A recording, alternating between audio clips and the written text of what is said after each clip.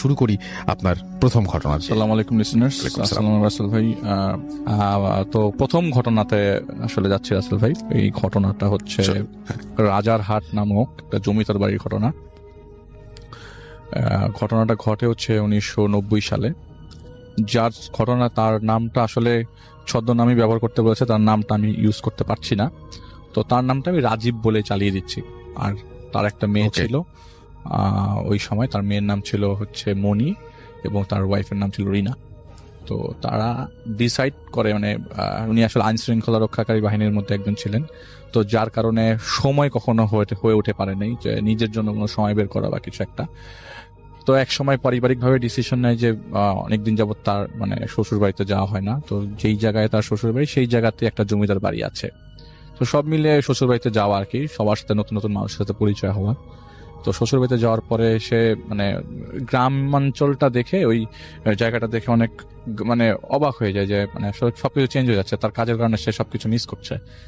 তো যাই হোক, তিনি তার ফ্যামিলি নিয়ে সেদিন পৌঁছানোর পরে তার যে ওয়াইফের ভাই বোন আছে এবং আত্মীয় স্বজন আছে, তাদেরকে নিয়ে বের হয়ে তার ঘুরতে বের হয় আর কি। আশেপাশে ঘুরতে ঘুরতে তারা কোনো মতে হাঁটতে হাঁটতে 2 কিলোমিটার ক্রস করে যায়, অলমোস্ট 2 কিলোমিটার। সাথে তার 7 বছরের বাচ্চাটাও ছিল। তো ক্রস করতে করতে যে এখন জমিদার বাড়ির সামনে চলে যায়, সেইখানে মানে জমিদার বাড়িটা তো ঠিক বড় বড় একটা কিলার মতো জায়গা ছিল, পাহাড়ের মতো উঁচু, ঢিবির মতো আর কি, সেখানে বসার জায়গা করেছে। আর ওই ঢিবি থেকে বরাবর একটা বড় মাঠ আছে, সেই মাঠের মধ্যে সবসময় মেলা বসে। আর লাকিলি সেইবার উনি যাওয়ার পরে ওই জায়গায় মেলা চলছিল। তো মেলা চলা অবস্থায় মোটামুটি আশেপাশে 5-6 গ্রামের লোকজন এই মেলায় তখন উপস্থিত। ওই সময় বিকালবেলা, তো তারা মেলার মধ্যে ঘুরতে থাকে এবং আশেপাশে জিজ্ঞেস করতে থাকে, জমিদার বাড়ির ব্যাপারে জিজ্ঞেস করতে থাকে, জমিদার বাড়ির ব্যাপারে তারা ঘটনা কালেক্ট করতে থাকে যে আসলে কি হয়েছিল, জমিদার বাড়িতে কে কারা কারা ছিল, এইসব আজগুবি ঘটনা আর কি। তো একটা পর্যায়ে তারা ডিসাইড করে আজ রওনা দেওয়া যাক, মেলায় ঘোরাটোরা হয়ে গেছে। তো সেই জায়গায় মানে জানতে পারে যে মেলার যে জায়গাটায় মেলা বসে সেই জায়গায় আগে জমিদারের ওখানে নাচ গান হতো, তারপরে জুয়ার আসর বসতো। তো শেষ করে তারা বাড়ির দিকেই রওনা দেয় আর কি। বাড়ির দিকে রওনা দিতে দিতে এমন সময় পথিমধ্যে একটা জায়গায় তারা আটকে যায়। জায়গাতে আটকে যাওয়ার পরে তো তার ওয়াইফের ভাইকে জিজ্ঞেস করে যে এই জায়গাটা কোন জায়গাটা, বলে যে এটা কি এরকম গাছগাছালিতে ঘেরা একটা পুরাতন বাড়ি, চারিপাশটা যেমন মরমর, আর তখন শীতকাল ছিল, তো গাছের পাতা সব মাটিতে, তো হাঁটছে যে গাছের পাতার অনেক জোরে জোরে শব্দ হচ্ছে, মচ মচ মচ মচ শব্দ হচ্ছে। তো একটা পর্যায়ে জিজ্ঞেস করি এখানে কি ছিল আগে, তো বলে যে আসলে এই জায়গায় তো আমরা কেউ আসি না, তো অনেক আগে এই জায়গায় একটা মন্দির ছিল, এই মন্দিরে কিছু ভুল চিন্তা ধারণার লোকজন সেই সময় তাদের ভগবান অথবা দেবীকে কনভিন্স করার জন্য মানুষকে জবাই করত, ছেলে মানুষ জবাই করতো, স্পেশালি নর বলি দিত। তো এবং মাঝে মধ্যে নাকি কনভিন্সের পাওয়ারটা এত বেশি থাকতো যে সেখানে বয়স্ক এবং বাচ্চাদেরকেও নাকি মানে বাচ্চাদেরকেও নাকি জবাই করা হতো আর কি। তো বলে যে আরে ধরে এগুলিকে এখন চালাই, বলে কি না, ওইটা ওই মুহূর্তেই ভুল ধারণা হিসাবে অ্যাকসেপ্টেড হয়ে গেছিল। পরবর্তী সময়ে কি হয়েছে সেটা আমরা জানি না, কিন্তু এতটুকুই জানি এই মন্দিরের আশেপাশে কেউ ঘোরাফেরা করে না। সন্ধ্যা হওয়ার পরে এই জায়গাতে ইভেন মানে মাদক সেবীরাও আসে না, এমন অবস্থা আর কি, মানে সবাই ভয় পায় ওই জায়গাটাতে কেউই আসতে চায় না। আর সবসময় এই জায়গায় শীত হোক গ্রীষ্ম হোক সবসময় একটা ঠান্ডা ভাব থাকে ওই জায়গাটাতে। এই কথা শুনতে শুনতে তার মেয়ে একটা পাথর ছুঁড়ে ওই মন্দিরের ভেতরে ঢিলা মারে, মানে কোনো কিছু চিন্তা না করি। আচ্ছা, ওকে। তো ভেতর থেকে একটা শব্দ আসে, হঠাৎ করে একটা শব্দ আসে, হুঙ্কার টাইপের একটা শব্দ আসে। তো সে তার শ্যালকের কাছ থেকে টর্চ লাইটটা নিয়ে ভেতরে টর্চ লাইট দিয়ে মারার চেষ্টা করে। তো তার শ্যালক বলে যে আপনার এখানে না থাকি, চলেন বাড়ির দিকে যাই আর ঝামেলা না করি। বলে যে না রে, তুমি এত ভয় পাচ্ছ কেন, এটা তো কোনো সমস্যা না, আমার তো কাজ এগুলা, আমি তো এসব জিনিসই করে কেয়ার করে না। সেই সুগঠন, সেই শক্তি মনে করেন ঢুকে গেছে ভেতরে। একটা পর্যায়ে মন্দিরের কাছে যাওয়ার পরে সেও একটা জিনিস টেস্ট করার জন্য একটা পাথর নিয়ে ভেতরে ছুঁড়ে মারে, ঠিক একই রকম আর একটা হুঙ্কার আসে। তখন বুঝে যায় যে ভেতরে কোনো একটা ঝামেলা আছে। টর্চ দিয়ে ভালো করে ক্লিয়ার করে দেখে একটাই মাত্র রুম, কিন্তু কেউ নাই। সাথে সাথে তারা ওই জায়গাটা ত্যাগ করে। তার মেয়ে, তার ওয়াইফ, মেয়েকে কোলে নিয়ে সে অলমোস্ট দৌড়ানোর মতোই অবস্থা। তখন অন্ধকার হয়ে গেছে। দৌড়াতে দৌড়াতে দৌড়াতে দৌড়াতে হাঁপাতে হাঁপাতে একটা চায়ের দোকানের সামনে যে তারা থামে। তো সেই চায়ের দোকানদার আবার তার শ্যালককে চিনত, বলে তোমরা এখানে কি করো এখন? 1990 সাল, রাসেল অনেক আগের কথা। বলে তোমরা এখানে কি করো? বলে যে আমরা তো ইজাহানে গেছিলাম, খুব অদ্ভুত দুইটা শব্দ পাওয়ার পর দৌড়ায় চলে আসছি। আর শব্দ দৌড়ায় চলে আসার সময় তখন তারা পেছন দিক দিয়ে এমন মনে হচ্ছিল যে খুব বড় বড় স্টেপের মানুষজন পায়ের নিচে পাতাগুলা পড়ছে আর শব্দ হচ্ছে মচমচ, শব্দগুলা বেশ জোরালো। আচ্ছা। তো তারা ওই মুহূর্তে তার এই চায়ের দোকানদারটা হেল্প নেয়। তিনি যখন দোকান বন্ধ করছিলেন, বলে তোমাদের বাড়ি আগায় দিয়ে আসি। তো বাড়ি আগায় দিয়ে আসে এবং বাড়িতে সবাই চুপচাপ ছিল, কেউ কাউকে কোনো কিছু জানায়নি। এবং তার কড়া নির্দেশ ছিল যে কেউ কাউকে কোনো কথা বলবে না, আজকের ব্যাপারে কেউ কোনো কিছু কাউকে বলবে না, স্বীকার করবে না, মুরব্বীদেরকে তো নাই। যেহেতু তার শ্বশুর বাড়ি, জানলে জিনিসটা খারাপ দেখা যায়। সেদিন রাতের বেলা রাসেল ভাই, সেদিন রাতের বেলা 2টার দিকে তার ঘুম ভাঙে। এক পর্যায়ে পাশে হাত রাখার পরে দেখে যে তার ওয়াইফ আছে, কিন্তু সাথে তার মেয়েটা নাই ওই জায়গায় ওই মুহূর্তে। তো ওরা বাড়ি খুঁজে, জোরে জোরে চিৎকার করতে করতে তার বাড়ির চারিপাশ খোঁজে। খুঁজতে খুঁজতে সে চিন্তা করে যে এটার কোনো ঝামেলা হতে পারে।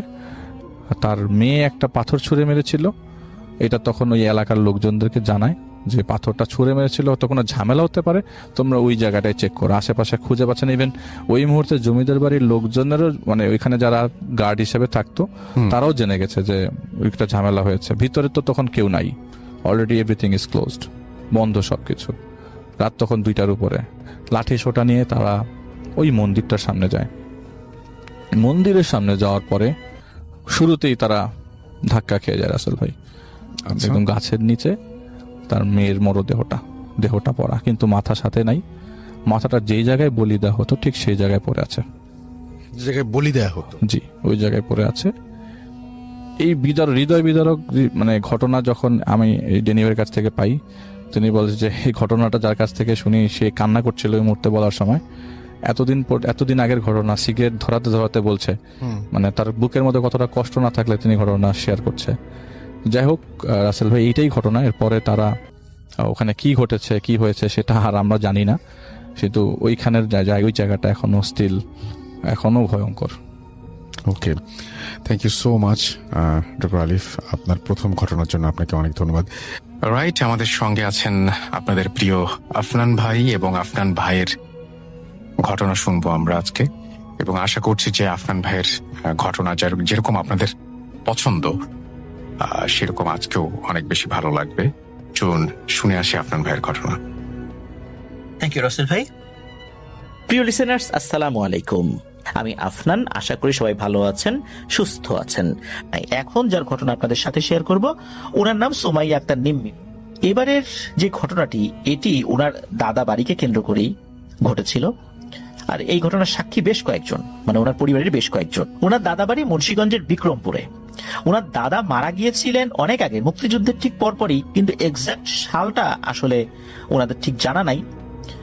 ওই সময়ে ওনার দাদার চাল ভাঙানোর 5টি মেশিন ছিল, যেটা ওই সময়ের প্রেক্ষাপটে খুবই অল্প সংখ্যক মানুষের ছিল। আর এতগুলো মেশিন থাকার কারণে ওনার আর্থিক অবস্থাও বেশ ভালো ছিল, অনেক সচ্ছল ছিলেন উনি। ওনার যেখানে বাড়ি ছিল বর্তমানে সেখানে কিছুই নেই, কারণ হচ্ছে পদ্মা ব্রিজ তৈরি হওয়ার কারণে সরকার আশেপাশের অনেক জমি অধিগ্রহণ করে।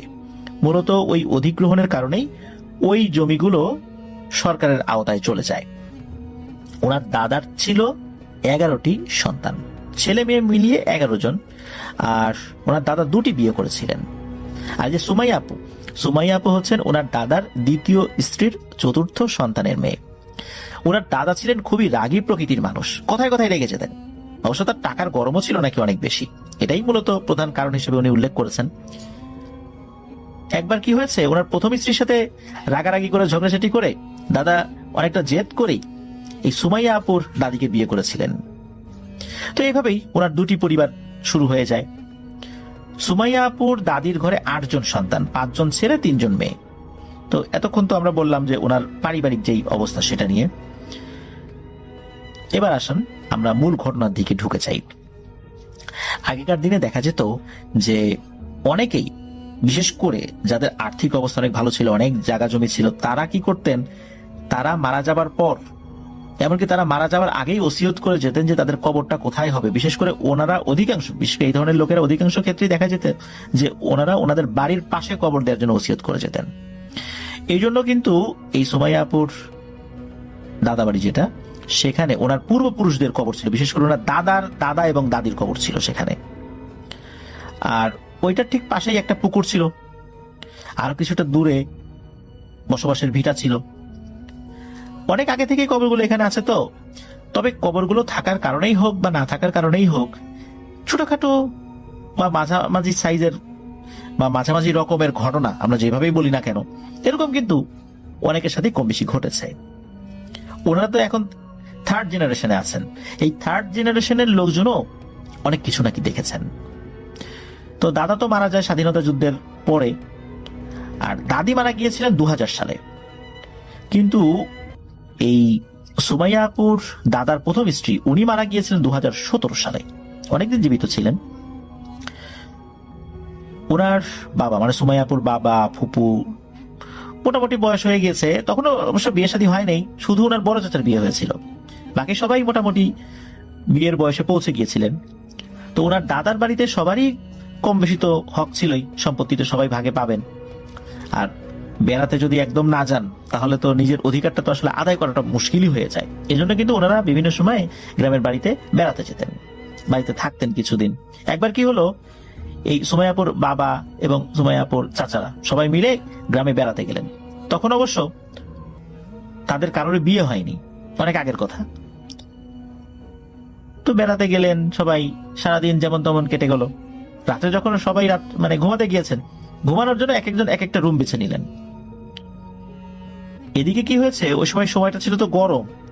এই সুমাইয়াপুর ছোট চাচা উনি বললেন যে উনি আসলে ঘরের মধ্যে ঘুমাবেন না, ঘরের মধ্যে গরম লাগছে, উনি বারান্দায় ঘুমাবেন, যদি প্রয়োজন হয় উনি পরে ঘরের মধ্যে ঢুকবেন। তো উনি ওই ঘরের বারান্দায় শুয়েছেন আর কি, একটা পাটি বিছিয়ে একটা বালিশ নিয়ে, হাতে একটা হাত পাখা দিয়ে বাতাস করছেন আর ঘুমানোর চেষ্টা করছেন। অনেক সময় হয় কি, ঘুমের জায়গা পরিবর্তন হওয়ার কারণে অনেকের কিন্তু রাতের বেলা ঘুম হয় না। অনেকেই বিভিন্ন জায়গায় যান, অনেক আরামদায়ক পরিবেশ বা বিছানা থাকার পর রাত্রে ঘুম আসতে চায় না, এর কারণটা হচ্ছে ঘুমের জায়গার পরিবর্তন। তো এখন চাচা বারান্দায় ঘুমিয়েছিলেন, অনেকদিন পর এরকম বারান্দায় পাটি বিছিয়ে ঘুমিয়েছেন বা ঘুমানোর চেষ্টা করছেন। এই কারণে ওইভাবে তার ঘুম আসছে না। এদিকে রাত গভীর হয়ে যাচ্ছে, তখনও কিন্তু এই মোবাইল ফোন বাংলাদেশে শুরুই হয় নাই, ওই সময়ের কথা। উনি তো শুয়ে আছেন, ঘুম আসে না, একটু ঘুম আসে আবার ভেঙে যায়, গরম লাগে। তো এরকম চলছিল, যখন গরম লাগে হাত পাখা দিয়ে একটু বাতাস করেন। আর ওনার কাছে ঘড়িও ছিল না, কয়টা যে বাজে এটা ওনার বোঝার উপায় ছিল না। ওই যখন ভোর হবে তখন উনি দেখবেন, এছাড়া ওনার আসলে ওই সময় কয়টা বাজে এটা জানার উপায় ছিল না। উনার যেখানে ঘর, মানে যেই ঘরটা উনি ছিলেন, ওইটার পাশে একটা জামরুল গাছ ছিল এবং নারকেল গাছও ছিল। তো উনি শুয়ে আছেন, চোখ খুলছেন, মাঝে মাঝে কি করছেন, ওই জামরুল গাছের দিকে তাকাচ্ছেন, নারকেল গাছের দিকে তাকাচ্ছেন, ঘুমানোর চেষ্টা করছেন। হঠাৎ করে তার কাছে মনে হলো যে শুকনো পাতার উপর মরমরিয়ে হেঁটে যাওয়ার একটা আওয়াজ আসছে। বিষয়টাকে উনি খুব একটা গুরুত্ব দিলেন না, কারণ শুকনো পাতার উপর কুকুর, বিড়াল, শেয়াল রাতের বেলা তো এরকম হেঁটে যায়, এমনকি মানুষও হেঁটে যেতে পারে। তো উনি আবারও ঘুমানোর চেষ্টা করছিলেন, কিন্তু একটা পর্যায়ে মনে হলো যে না, এইটা সাধারণ কোনো হাঁটার শব্দ না। প্রত্যেকটা পদক্ষেপ মনে হচ্ছে অনেক ভারী পায়ের ধপাস ধপাস আওয়াজ আছে, এরকম একটা শব্দ উনি পাচ্ছেন। সেই সাথে তো শুকনো পাতা ভেঙে যাওয়ার মর্মর আওয়াজ তো উনি পাচ্ছেনই। উনি চোখ খুলেছেন, চোখ খোলার পর ওনার নজর যায় ওই জামরুল গাছটার দিকে। উনি দেখতে পেলেন একটা ভয়ঙ্কর দৃশ্য। সেটা হচ্ছে যে একটা গরিলার আকৃতির, পুরোপুরি লোমশ একটা প্রাণী, এরকম একটা জিনিস ওই জামরুল গাছের একটা ডালের উপর বসে আছে আর একটা ডাল ঝাঁকাচ্ছে। অনেক সময় আমরা কোনো গাছের ডাল থেকে আম বা বড়ই এগুলো পাড়ার জন্য ডাল ঝাঁকি দেই না, তো ওই রকম ঝাঁকাচ্ছে। আর ওই জিনিসটার সাথে তার চোখাচোখি হলো। উনি এটা দেখার সাথে সাথে লাফ দিয়ে উঠে বসে পড়ছেন। যখন উনি বসে পড়েছেন তখনই উনি দেখেন ওই জিনিসটা তো একদম কালো কুচকুচে ছিল, কিন্তু এবার আরেকটা অবয়ব উনি দেখতে পেলেন যে ঠিক ওইটার মতোই আকৃতি, ওইটার মতোই দেখা যায়, কিন্তু এটা সব লোম সাদা ধবধবে। ওই জিনিসটা ওই বারান্দার একটা কোণা দিয়ে আস্তে আস্তে ওনার দিকে আসছে। এই দৃশ্য দেখার সাথে সাথে উনি লাফ দিয়ে উঠে দৌড়ে ওনার ঘরে চলে যান। ঘরের দরজা তো খোলাই ছিল। ওই রাত্রে উনি কাউকে আর কিছু বলেন নাই। সকাল হলে সবাইকে বিষয়টা উনি জানিয়েছেন। সবাই তাকে বলেছেন, তুমি রাতের বেলা বারান্দায় থেকো না, কারণ তোমার বারান্দায় ঘুমানোর অভ্যাস নাই, রাতে ঘুম আসছিল না, এই জন্য তুমি ভুলভাল দেখেছো। তো ওই রাত্রে ওনার চাচা, মানে পরবর্তী রাত্রে আর বারান্দায় ঘুমান নাই, আর ওই রাত্রে তো যেই রাত্রে ঘটেছে ওই রাত্রে তো ঘুমানি নাই। পরের দিন রাতের বেলা ওনার বড় ফুপু বলতে এই যে সুমাইয়াপুর বড় ফুপু এবং বড় ফুপুর এক চাচাতো বোন, এই দুইজন একটি রুমে ঘুমিয়েছেন এবং ওনাদের যেই বিছানাটা, এই বিছানার যেই দিকটাতে মাথা দিয়েছেন ওনাদের পায়ের দিকে হচ্ছে একটি জানালা ছিল। এটা হচ্ছে সেই ঘর যেই ঘরে আগের রাত্রে ওই চাচা ছিলেন এবং ভয় পেয়েছিলেন বারান্দাতে, পরে ঘরের মধ্যে ঢুকে গিয়েছিলেন। তো ওই রাত্রে এই দুইজন ঘরের মধ্যে ঘুমিয়েছেন, ওরা ঘুমিয়েও পড়েছেন। অনেক রাত্রে, রাত আনুমানিক কয়টা বাজে এটা ঠিক ওনারা বলতে পারেন না, জানালা খোলার শব্দে ঘুম ভেঙে যায়। তো এই ফুপু তাকিয়ে দেখেন কি, ঠিক জানালার শিক যেখানে রয়েছে ওই শিকগুলো ধরে সাদা রঙের একটা অবয়ব দাঁড়িয়ে আছে। কিছুটা বলতে গেলে শূন্যেই ভেসে আছে, কারণ জানালার বাইরে কিন্তু দাঁড়ানোর কোনো জায়গা ছিল না। এটা দেখে উনি তো চিৎকার করে ওঠেন, আর তার পাশে থাকা তার চাচা তো বড় ঘুম থেকে জেগে ওঠে। তো এদিকে এরপর ওই জানালাটা ওনারা বন্ধ করে দেন। তো দিনের বেলা এটা নিয়ে আলোচনা হয়, রাতের বেলা আর কোনো ঘটনা ঘটেনি। তো সকাল যখন হয়, ফুপু তো সবাইকে এই বিষয়টা শেয়ার করেছেন, জানিয়েছেন যে আসলে কি হলো, ব্যাপারটা আসলে কি। আগের রাত্রে এক ভাইয়ের সাথে ঘটনা ঘটলো, আবার আরেকজনের সাথে ঘটনা ঘটলো। তো এটা কেন হচ্ছে আসলে, এই বিষয়টার কারণটা কি? এখানে একটা বিষয় বলে রাখা ভালো, সেটা হচ্ছে যে ওনারা তো এই বাড়িতেই বড় হয়েছেন, তাহলে এতদিন কিছু দেখেন নাই, এখন দেখছেন, বিষয়টা একটু প্রশ্নের উদ্বেগ তো হতেই পারে। আসলে ব্যাপারটা হচ্ছে যে এখানে এই সুমাইয়াপুর দাদা তো দুটো ফ্যামিলি। এই যে পরের যে দাদি, ওনারা কিন্তু ওই জায়গা থেকেই পাশে আর একটা জায়গায় ঘর করেছিলেন, সেখানে তিনি তার সন্তানদেরকে নিয়ে থাকতেন। কিন্তু এই যে বাড়িটা, যেই বাড়িতে ঘটনা ঘটেছে, এখানে কিন্তু ওনারা খুব একটা আসতেন না, যার কারণে বহু বছর তো ওই অন্য বাড়িতে ছিলেন। এই কারণে এইখানে কোনো ঘটনার সাথে ওনারা আসলে ওইভাবে পরিচিত ছিলেন না। তো যাই হোক, ওই যে ফুপু তো সবাইকে বললেন যে নিশ্চয়ই এই বাড়িতে কোনো সমস্যা আছে রে, সমস্যাটা কি সেটা তো জানতে হবে, আর এরকম চলতে থাকলে এখানে থাকা যাবে না, ঢাকা চলে যাই চল। এদিকে সুমাইয়াপুর আব্বু বলছেন, আরে না না, আসলে এখানে আছেটা কি সেটা আমি দেখবো। সুমাইয়াপুর বাবা ছিলেন কিছুটা ঘাটতারা টাইপের মানুষ, উনি জিন ভূত বিশ্বাস করতেন না। উনি বলতেন জিন ভূত বলে আসলে পৃথিবীতে কিছু নাই। তো উনি বলছেন যে তোরা এরকম দুইজনে দেখলি, আজকে রাত্রে আমি থাকি এই ঘরে, দেখি তো আমি কিছু দেখতে পাই কিনা। সবাই নিষেধ করলো যে না রে বাপু, তোমার এখানে থাকার দরকার নাই, ভয়টয় পাবা। কিন্তু উনি তো এগুলো বিশ্বাস করেন না, ওনার দেখার খুব ইচ্ছা যে আসলে জিনিসটা কি। তো ওই রাত্রে উনি ওই ঘরে থাকবেন এবং সেই অনুযায়ী উনি রাতের বেলা ওই ঘরে থাকার সব বন্দোবস্ত করলেন। রাতের বেলা সবাই ঘুমিয়ে পড়েছে অন্যান্য ঘরগুলোতে, তো উনি ওই ঘরে আছেন, পাইচারি করছেন, ঘরের মধ্যে যাচ্ছেন, বাইরে আসছেন, হাঁটাহাঁটি করছেন। মাঝে মাঝে ওই যে জামরুল গাছ, তারপরে যে নারকেল গাছ, ওই দিকে তাকাচ্ছেন যে কিছু দেখা যায় কিনা। এদিকে এরকম হাঁটাহাঁটি করতে করতে একটা সময় ঘুম পাচ্ছিল। সুমাইয়াপুর বাবার কিন্তু অনেক আগে থেকে সিগারেট খাওয়ার বদভ্যাস ছিল, কিন্তু ওই দিন তার কাছে আর কোনো সিগারেট অবশিষ্ট ছিল না। উনি চিন্তা করলেন যে সিগারেট যদি থাকতো তো সিগারেট খেলে হয়তো বা আরো অনেকক্ষণ ঘুম আসতো না, এখন তো আমার ঘুম আসছে, কি আর করা। চিন্তা করলেন ধুর, ওরা কি উল্টাপাল্টা দেখছে, যাই আমি গিয়ে শুয়ে পড়ি। তো উনি ঘরে গিয়ে শুয়ে পড়েছেন। উনি কি করেছেন, অন্য রাত্রে, বিশেষ করে আগের রাত্রে, ফুপু তো যেই দিকে মাথা দিয়েছিলেন তার পায়ের দিকে ছিল জানালা। তো উনি কি করেছেন, ওই জানালার দিকে মাথা দিয়েছেন এবং কাত হয়ে ওই জানালার দিকে মুখ করে শুয়েছেন, যাতে করে কিছু আসলে উনি দেখতে পারেন। তো উনি তো শুয়েছেন, হালকা একটু ঘুম ঘুম ভাব চলে আসছে। সময়টা তো গরমের, তীব্র গরম ওই সময়। হঠাৎ করে ওনার কাছে মনে হলো যে ওনার রুমের যে টেম্পারেচার, এটা অনেক কমে যাচ্ছে, একদম মাঘ মাসের শীতের মতো ঠান্ডা ওই রুমের মধ্যে। ওনার শরীর তো কাঁপাকাঁপি শুরু হয়ে যায়। উনি চিন্তা করেন যে এখন কাঁথা পাই কোথায়, এখন তো গরমকাল, পায়ের কাছে তো কাঁথা টাথা নাই। উনি উঠে বসেছেন, হঠাৎ করে উনি ভয়ঙ্কর একটা জিনিস দেখতে পান। উনি দেখতে পান ঠিক আগের রাত, মানে ওনার আর এক ভাই, একটাতে তো ফুপু দেখেছেন তার আগের রাত্রে, আরেকজন দেখেছিলেন না সাদা একটা অবয়ব, গরিলার মতো ওই রকম অবয়বটা, একটা সাদা অবয়ব, দেখতে ভয়ঙ্কর একটা ভাল্লুকের মতো, চোখ লাল টকটকে, ওই জিনিসটা মানুষের মতো করে হেঁটে হেঁটে আস্তে আস্তে ওনার দিকে এগিয়ে আসছে।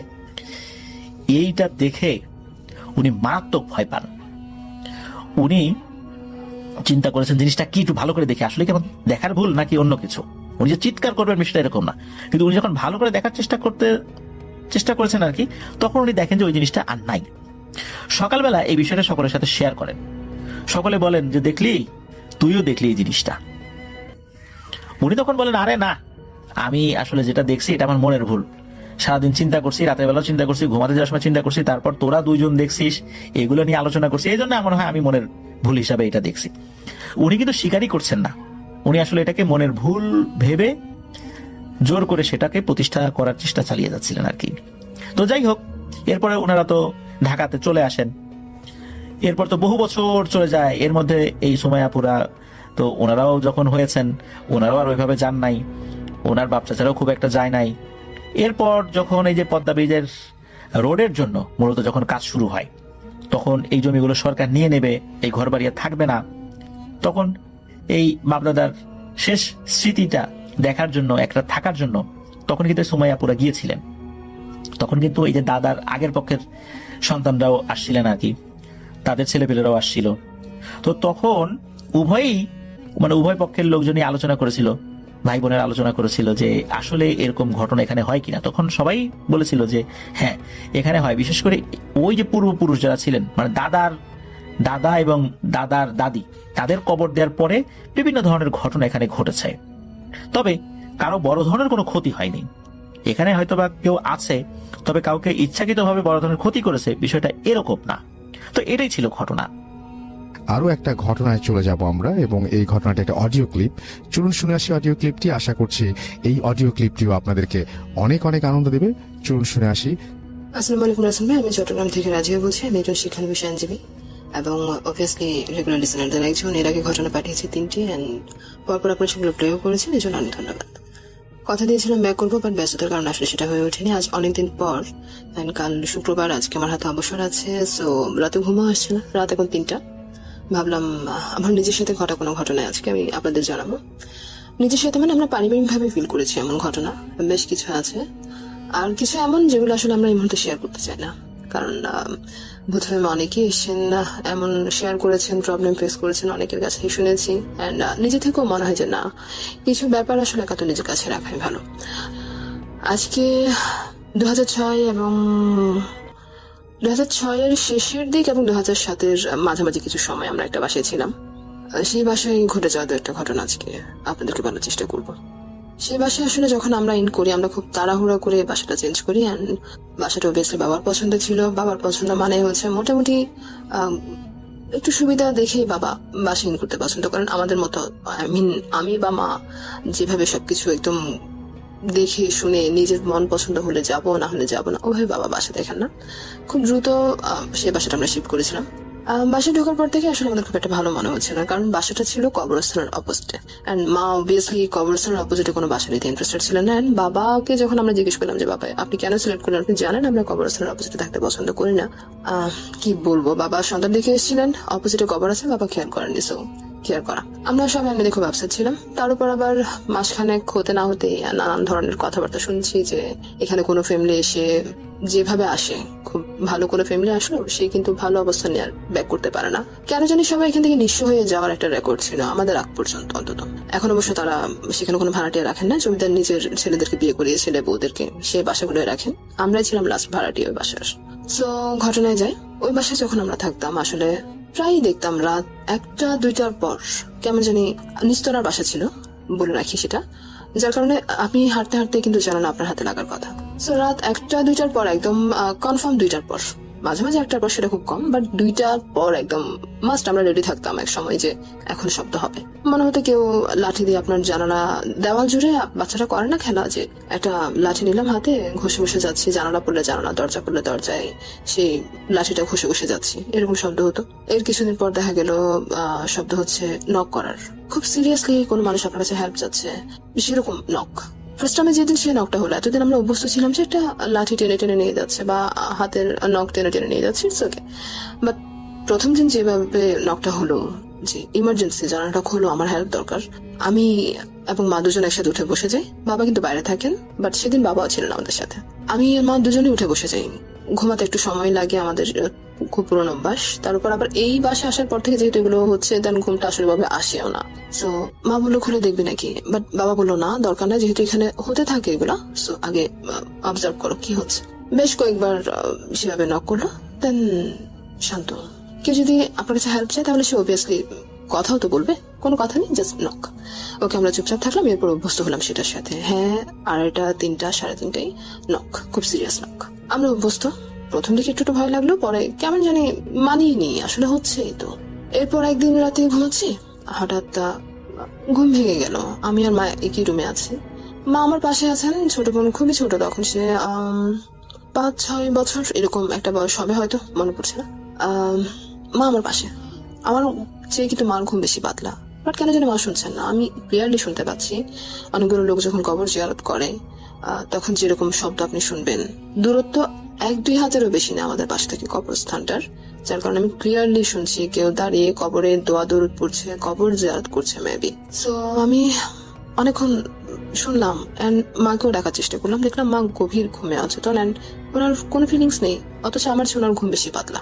ওকে, সকালে উঠলাম, মাকে বললাম, মা বললো, মা তো একদম তাজ্জব বলে গেলো, এটা কিভাবে সম্ভব, আমি তো শুনলামই না। একবার না, আরো বেশ কয়েকবার এরকম হলো, শুধু আমি শুনলাম। তারপর আরেকদিন, সেদিন বর্ষার সিজন ছিল মেবি, মনে পড়ছে না, বেশ কয়েক মাস পর, অর্থাৎ আমরা বাসাটা ছেড়ে দেবার ধরুন 6 মাস আগে এরকম হতে পারে। আমি ঘুমাচ্ছি, বাসায় মেবি গেস্ট ছিল আমাদের, যার কারণে আমি নিচে ফ্লোরিং করে শুয়ে আছি, অনলি আমি। পাশে বেডে মা এন্ড গেস্টের কিছু মার সাথেও আছে, কিছু সামনের রুমে ভাইদের সাথেও আছে। সো দেন শুয়ে আছি, অনেকক্ষণ কথাবার্তা হলো। সেদিন 3টা, 3:30, সেদিন কিন্তু লাঠির আওয়াজ বা সিরিয়াস কোনো নক, এন্ড আমরা খেয়াল করতাম বাসায় কোনো গেস্ট আসলে কিন্তু এই শব্দগুলো একদমই হতো না, একদম নর্মাল। আর আমরাও কারোর সাথে এগুলো আলোচনা করতাম না, কারণ আমাদের আমরা শুনেছি এরকম, আর আমরা বিশ্বাসও করি বিষয়টা, যে আপনি যখন এসব বিষয়ে বেশি আলোচনা করবেন তখন ট্রাবল ফেস করতে হয়। এন্ড মা তো বলেন যে নিজের সাথে ঘটনা কোথাও বলো না, কারণ এগুলো বলা যায় না কখন কি প্রবলেম ক্রিয়েট করে। সো এগুলো যেহেতু অনেক দেরির ঘটনা, সে কারণে হয়তো আজকে আমি বলার সাহসটা পাচ্ছি। এন্ড আমি শুয়ে আছি, ওকে সেদিন প্রায় 2:30, 3টা হবে, সবাই আড্ডা দিয়ে বিছানা গুছিয়ে শুতে শুতে ঘুম আসতে একটু সময় লেগে গেলো। বাট সারাদিন যেহেতু গেস্ট ছিল, অনেক কাজকর্ম করেছি সবাই মিলে, ক্লান্তিতে ঘুম চলে এসেছি। রাত কয়টা হবে আমি জানি না, যেহেতু 3টার মতো বেজে গেছে ঘুম আসতে। দেন না কয়টা হবে আমি জানি না, রাসেল ভাই ঘুমিয়ে আছে, হঠাৎ চোখ খুলে গেল, কোন রকম সাউন্ড শোনা না, কোন রকম অদ্ভুত ফিলিংস নেই, কিছু না। আপনার হঠাৎ যখন ঘুম ভেঙে যায়, যেভাবে আপনি নর্মালি চোখ খুলে ফেললাম, কোন রকম সিরিয়াস বিষয় নাই। চোখ খুলে দেখলাম একটা 10-12 বছরের বাচ্চা মেয়ে, প্রিন্টের ফুলের একটা ফ্রক পরা, চুল খুব বেশি লম্বা না হলেও কোমর পর্যন্ত, এবং খুব সুন্দর দেখতে, খুব মায়াবী একটা চেহারা। সে, আমি যেহেতু ফ্লোরিং করে শুয়ে আছি, সে আমার পায়ের দিক থেকে আস্তে আস্তে দাঁড়িয়েছিল। আমি যখন চোখ খুললাম সে দাঁড়িয়েছিল। তারপর আমি চোখ খুলে তাকানোর সাথে সাথে সে আস্তে আস্তে আমার দিকে এগিয়ে আসছে। আমি ঠান্ডার হয়ে তার দিকে তাকিয়ে আছি যে কি হচ্ছে, এরকম কেউ আমার পাশে নাই বা এখন আমি কি দেখছি আসলে আমি নিজেও জানি না, আমি জাস্ট তাকিয়ে আছি।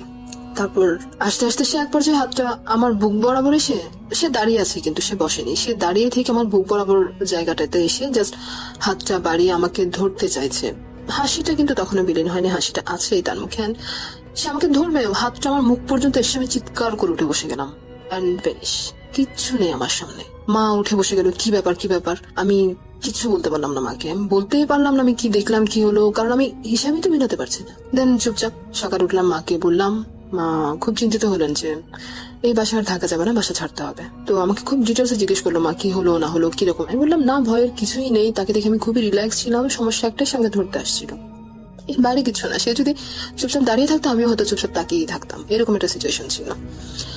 ওকে, এরপর আমরা খুব দ্রুত বাসা বদলানোর চেষ্টা করছি এন্ড নানা রকম সমস্যা আমরা সেখানে ফেস করেছি। এগুলো ছাড়াও আমাদের কেন জানি ফিনান্সিয়াল কন্ডিশন খুবই উইক হয়ে যাচ্ছিল দিন দিন, কেন জানি কোনো না কোনো সমস্যা আমাদের লেগেই থাকে, কোনো না কোনো, আমরা কিছুতেই সমস্যা থেকে বের হয়ে আসতে পারছি না, এরকম একটা সিচুয়েশন। দেন পাশে কিছু পুরোনো লোকাল পিপল ছিল, যারা ওখানেই থাকেন, ওরা বললো যে আপনারা আর এখান থেকে বের হয়ে যাওয়ার চেষ্টা করেন। এই ঘরে যারাই এসছে তারা কিন্তু কখনো নিজেদের জিনিসপত্র বা নিজেদের সচ্ছল অবস্থা নিয়ে ব্যাক করতে পারেনি। ঘরটার অবস্থাই এরকম, কোনো ক্লারিফিকেশন নেই, বাট আপনারা বিশ্বাস করলে করেন, না করলে নাই, আপনারা বাসা চেঞ্জ করেন। দেন একদিন সকালে উঠে মা দরজার সামনে চাল, ময়দা টাইপের কি সব পড়ে থাকতে দেখলো। খুবই অদ্ভুত একটা ফিলিংস, কি বলবো এটা। দেন সবকিছু আরো যেসব বলতে পারছি না বা ভালো উচিত হবে বলে মনে করছি না, সবকিছু মিলিয়ে আমরা খুব দ্রুত বাসাটা চেঞ্জের সিদ্ধান্ত নিলাম। অ্যান্ড আল্লাহ রহমত আমরা চেঞ্জও করলাম। দেন আমাদের সবকিছু ঠিকঠাক না এসব আর ফেস করলাম না। আমাদের যেসব সমস্যা যাচ্ছিল একটা না একটা লেগে আছে, ওই সমস্যা থেকে আমরা বাইরে বের হয়ে আসলাম, পরিত্রাণ পেলাম। ওকে রাসেল ভাই, আজ আর নয়, নিজের সাথে ঘটা আরো কিছু ঘটনা আছে, আমি জানি না আসলে সেখানে আমি শেয়ার করবো কিনা, বাট আদার্স যেসব আমার নানুবার রিলেটেড অনেক ঘটনা, আমার কাছ থেকে এত ঘটনা শুনেছি রাসেল ভাই, আমি চেষ্টা করব সেখান থেকে কিছু ঘটনা বলার জন্য।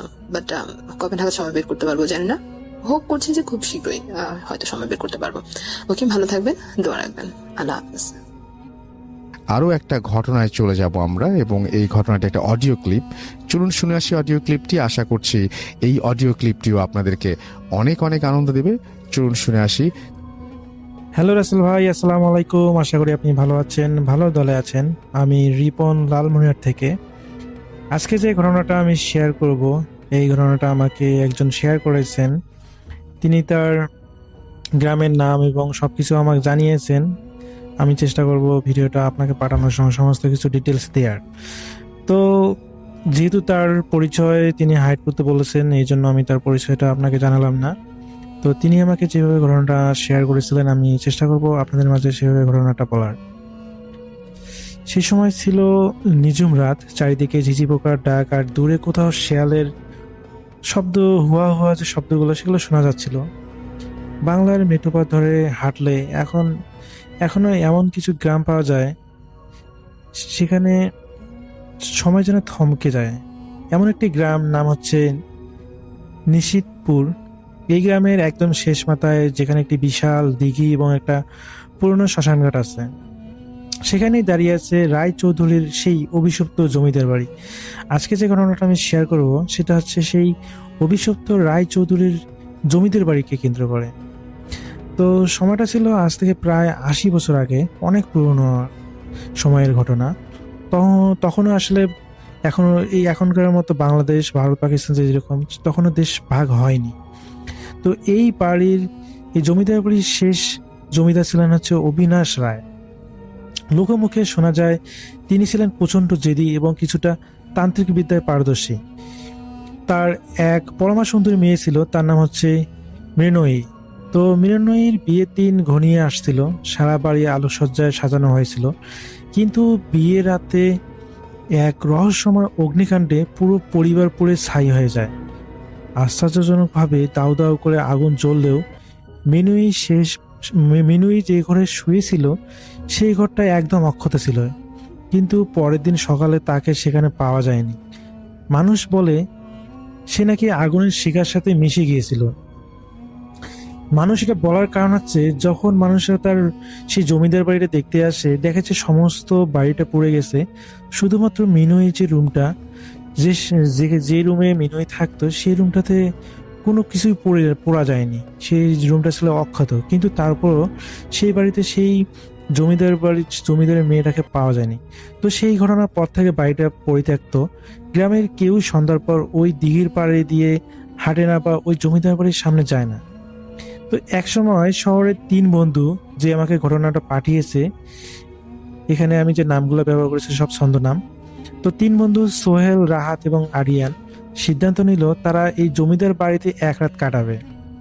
তাদের উদ্দেশ্য ছিল তারা এখানকার ভৌতিক যে মানুষের মুখে মুখে যে প্রচলিত কথাগুলো সেগুলো প্রমাণ করবে এবং গ্রামবাসীকে জানাবে যে এখানে আসলে ভূত বলতে কিছুই নেই। তো তারা একদিন সময় মতো করে তারা চলে গেল সেই জমিদার বাড়ি, এবং যখন রাত 10টা বাজে তখন তারা জমিদার বাড়ির সদর দরজার সামনে দাঁড়ালো। মরিচে ধরা বিশাল গেটটা ঠেলতেই এক বিকট শব্দ হলো, যেন বহু বছর ধরে কেউ এই প্রসাদের নীরবতা ভাঙলো। ভেতরে ঢোকার সাথে সাথে একটা অদ্ভুত ঠান্ডা বাতাস তাদের গায়ের উপর দিয়ে বয়ে গেল। তো তারা পর্যবেক্ষণ দেখতে গেলে মানে পর্যবেক্ষণ করলো চতুর্পাশে, দেখলো যে না কোনো কিছুই ভৌতিক বলতে এরকম কিছু নেই, সবকিছু ঠিকঠাক। তো তারা ধীরে ধীরে তারা উপরে চলে গেল এবং তারা ড্রয়িং রুমে, বিশেষ করে সেই প্রাসাদের যে ড্রয়িং রুমের মহলের ভিতরে ঢুকলো এবং দেয়াল থেকে তারা দেখলো যে যে পলেস্টার যেগুলো হলো রুম রুম রং বা চুন যেগুলো আছে এগুলো দেখা যায় যে অনেক খসে পড়ার মতো, দেখলেই বোঝা যায় যে এটা অনেক পরিত্যক্ত একটা বাড়ি। তো এখানে রাহাত তো সেই ওয়ালগুলো নিয়ে নাড়াচাড়া করতেছিল এবং অপরদিকে তার দুই বন্ধু তাকে দেখে মানে হাসতেছে, তারা ভাবতেছে হয়তো তারা এটা তার বন্ধু ভয় পেয়েছে। তো রাত যখন 12টা বাজে সেই সময় বাড়িটির চেহারাটা হঠাৎ করে মনে হয় বদলে গেল, কারণ হঠাৎ করে তারা দোতলা থেকে একটা হাসি শব্দ পেল এবং সেই সাথে তারা প্রথমত ভাবলো যে এটা মনে হয় কোনো মানে শিশুর হাসি, কিন্তু এটা শিশুর হাসি নয়, এটা মোটামুটি একজন বৃদ্ধ মহিলা হাসলে যেরকম শব্দ শোনা যায় ওই রকম হাসি। এটা শুনে তো তিনজনের শরীরের গা যেন লোমগুলো দাঁড়িয়ে গেল, তারা মোটামুটি একটু ভয় পেল এবং তাদের সাথে টর্চ লাইট ছিল এবং তারা টর্চ লাইট দিয়ে দেখার চেষ্টা করলো যে আসলে কে হাসতেছে, কিন্তু তারা খুঁজে পেল না। তো আরিয়ান চিৎকার করে বলল, রাহাত নড়িস না, তোর ঠিক পিছনে কেউ দাঁড়িয়ে আছে। রাহাত পিছনে ফিরতে দেখলো আগুনের মতো লাল চোখ নিয়ে এক বিভৎসম ছায়া মূর্তি দাঁড়িয়ে আছে, তার মুখটা অর্ধেক পোড়া, যেন কোনো অগ্নিকাণ্ডে ঝলসে গেছে। মূর্তিটা হাত বাড়িয়ে রাহাতের গলা চেপে ধরলো। সোহেল আর আরিয়ান ধাক্কা দিয়ে দরজা খোলার চেষ্টা করতে লাগলো, কিন্তু দরজা লোহার মতো শক্ত হয়ে গেছে। যে দরজাটা কাঠের ছিল এবং এটা অনেক পুরাতন, যেটা পোকায় খাওয়া একটা পরিত্যক্ত দরজা, যেটা লাথি দিলে ভেঙে যাওয়ার কথা, কিন্তু এত ধাক্কাধাক্কি করার পর সেই দরজাটা কোনোভাবে ভাঙতেছে না। এরপরে তার বন্ধু, যেই বন্ধুর গলা চেপে ধরেছিল, সে মানে কোনো কথাই বলতে পারতেছে না, সে শুধু মানে সাহায্য চাচ্ছে তার বন্ধুদের কাছে। এবং পরক্ষণে দেখা যায় যে হাতটা তার সেই বন্ধুটাকে ছেড়ে দেয় এবং তিনজনে মানে যে হাঁপ ছেড়ে বাঁচলো। তার ঠিক কিছু সময় পরে তারা বাইরে থেকে একটা নুপুরের ঝনঝন শব্দ শুনলো।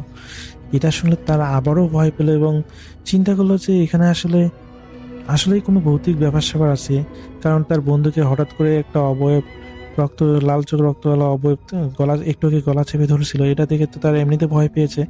এখন তাদের চতুর্পাশে একটা নুপুরের শব্দ শুনতে পাচ্ছে এবং এটা যখন কিন্তু কাছাকাছি আসতেছে না, তো তারা ভয় পাচ্ছে এবং সেই সাথে তারা আগ্রহী যে আসলে নুপুরের শব্দটা কোথা থেকে আসতেছে। তো তারা যখন সেই নুপুরের শব্দটা খোঁজার চেষ্টা করলো, দেখলো যে একটা যুবতী নারী একটা জায়গায় সুন্দর অবয়ব, মানে অবয়বটা দেখা যাচ্ছিল যে একটা সুন্দরী মেয়ে দাঁড়িয়ে আছে এবং তারা সুন্দর দেখে অতটা ভয় পেল না, কিন্তু যখন তারা আরো সামনাসামনি টর্চ লাইট দিয়ে দেখতে গেল তারা এতটা ভয় পেয়ে গেল, কারণ সেই মেয়েটা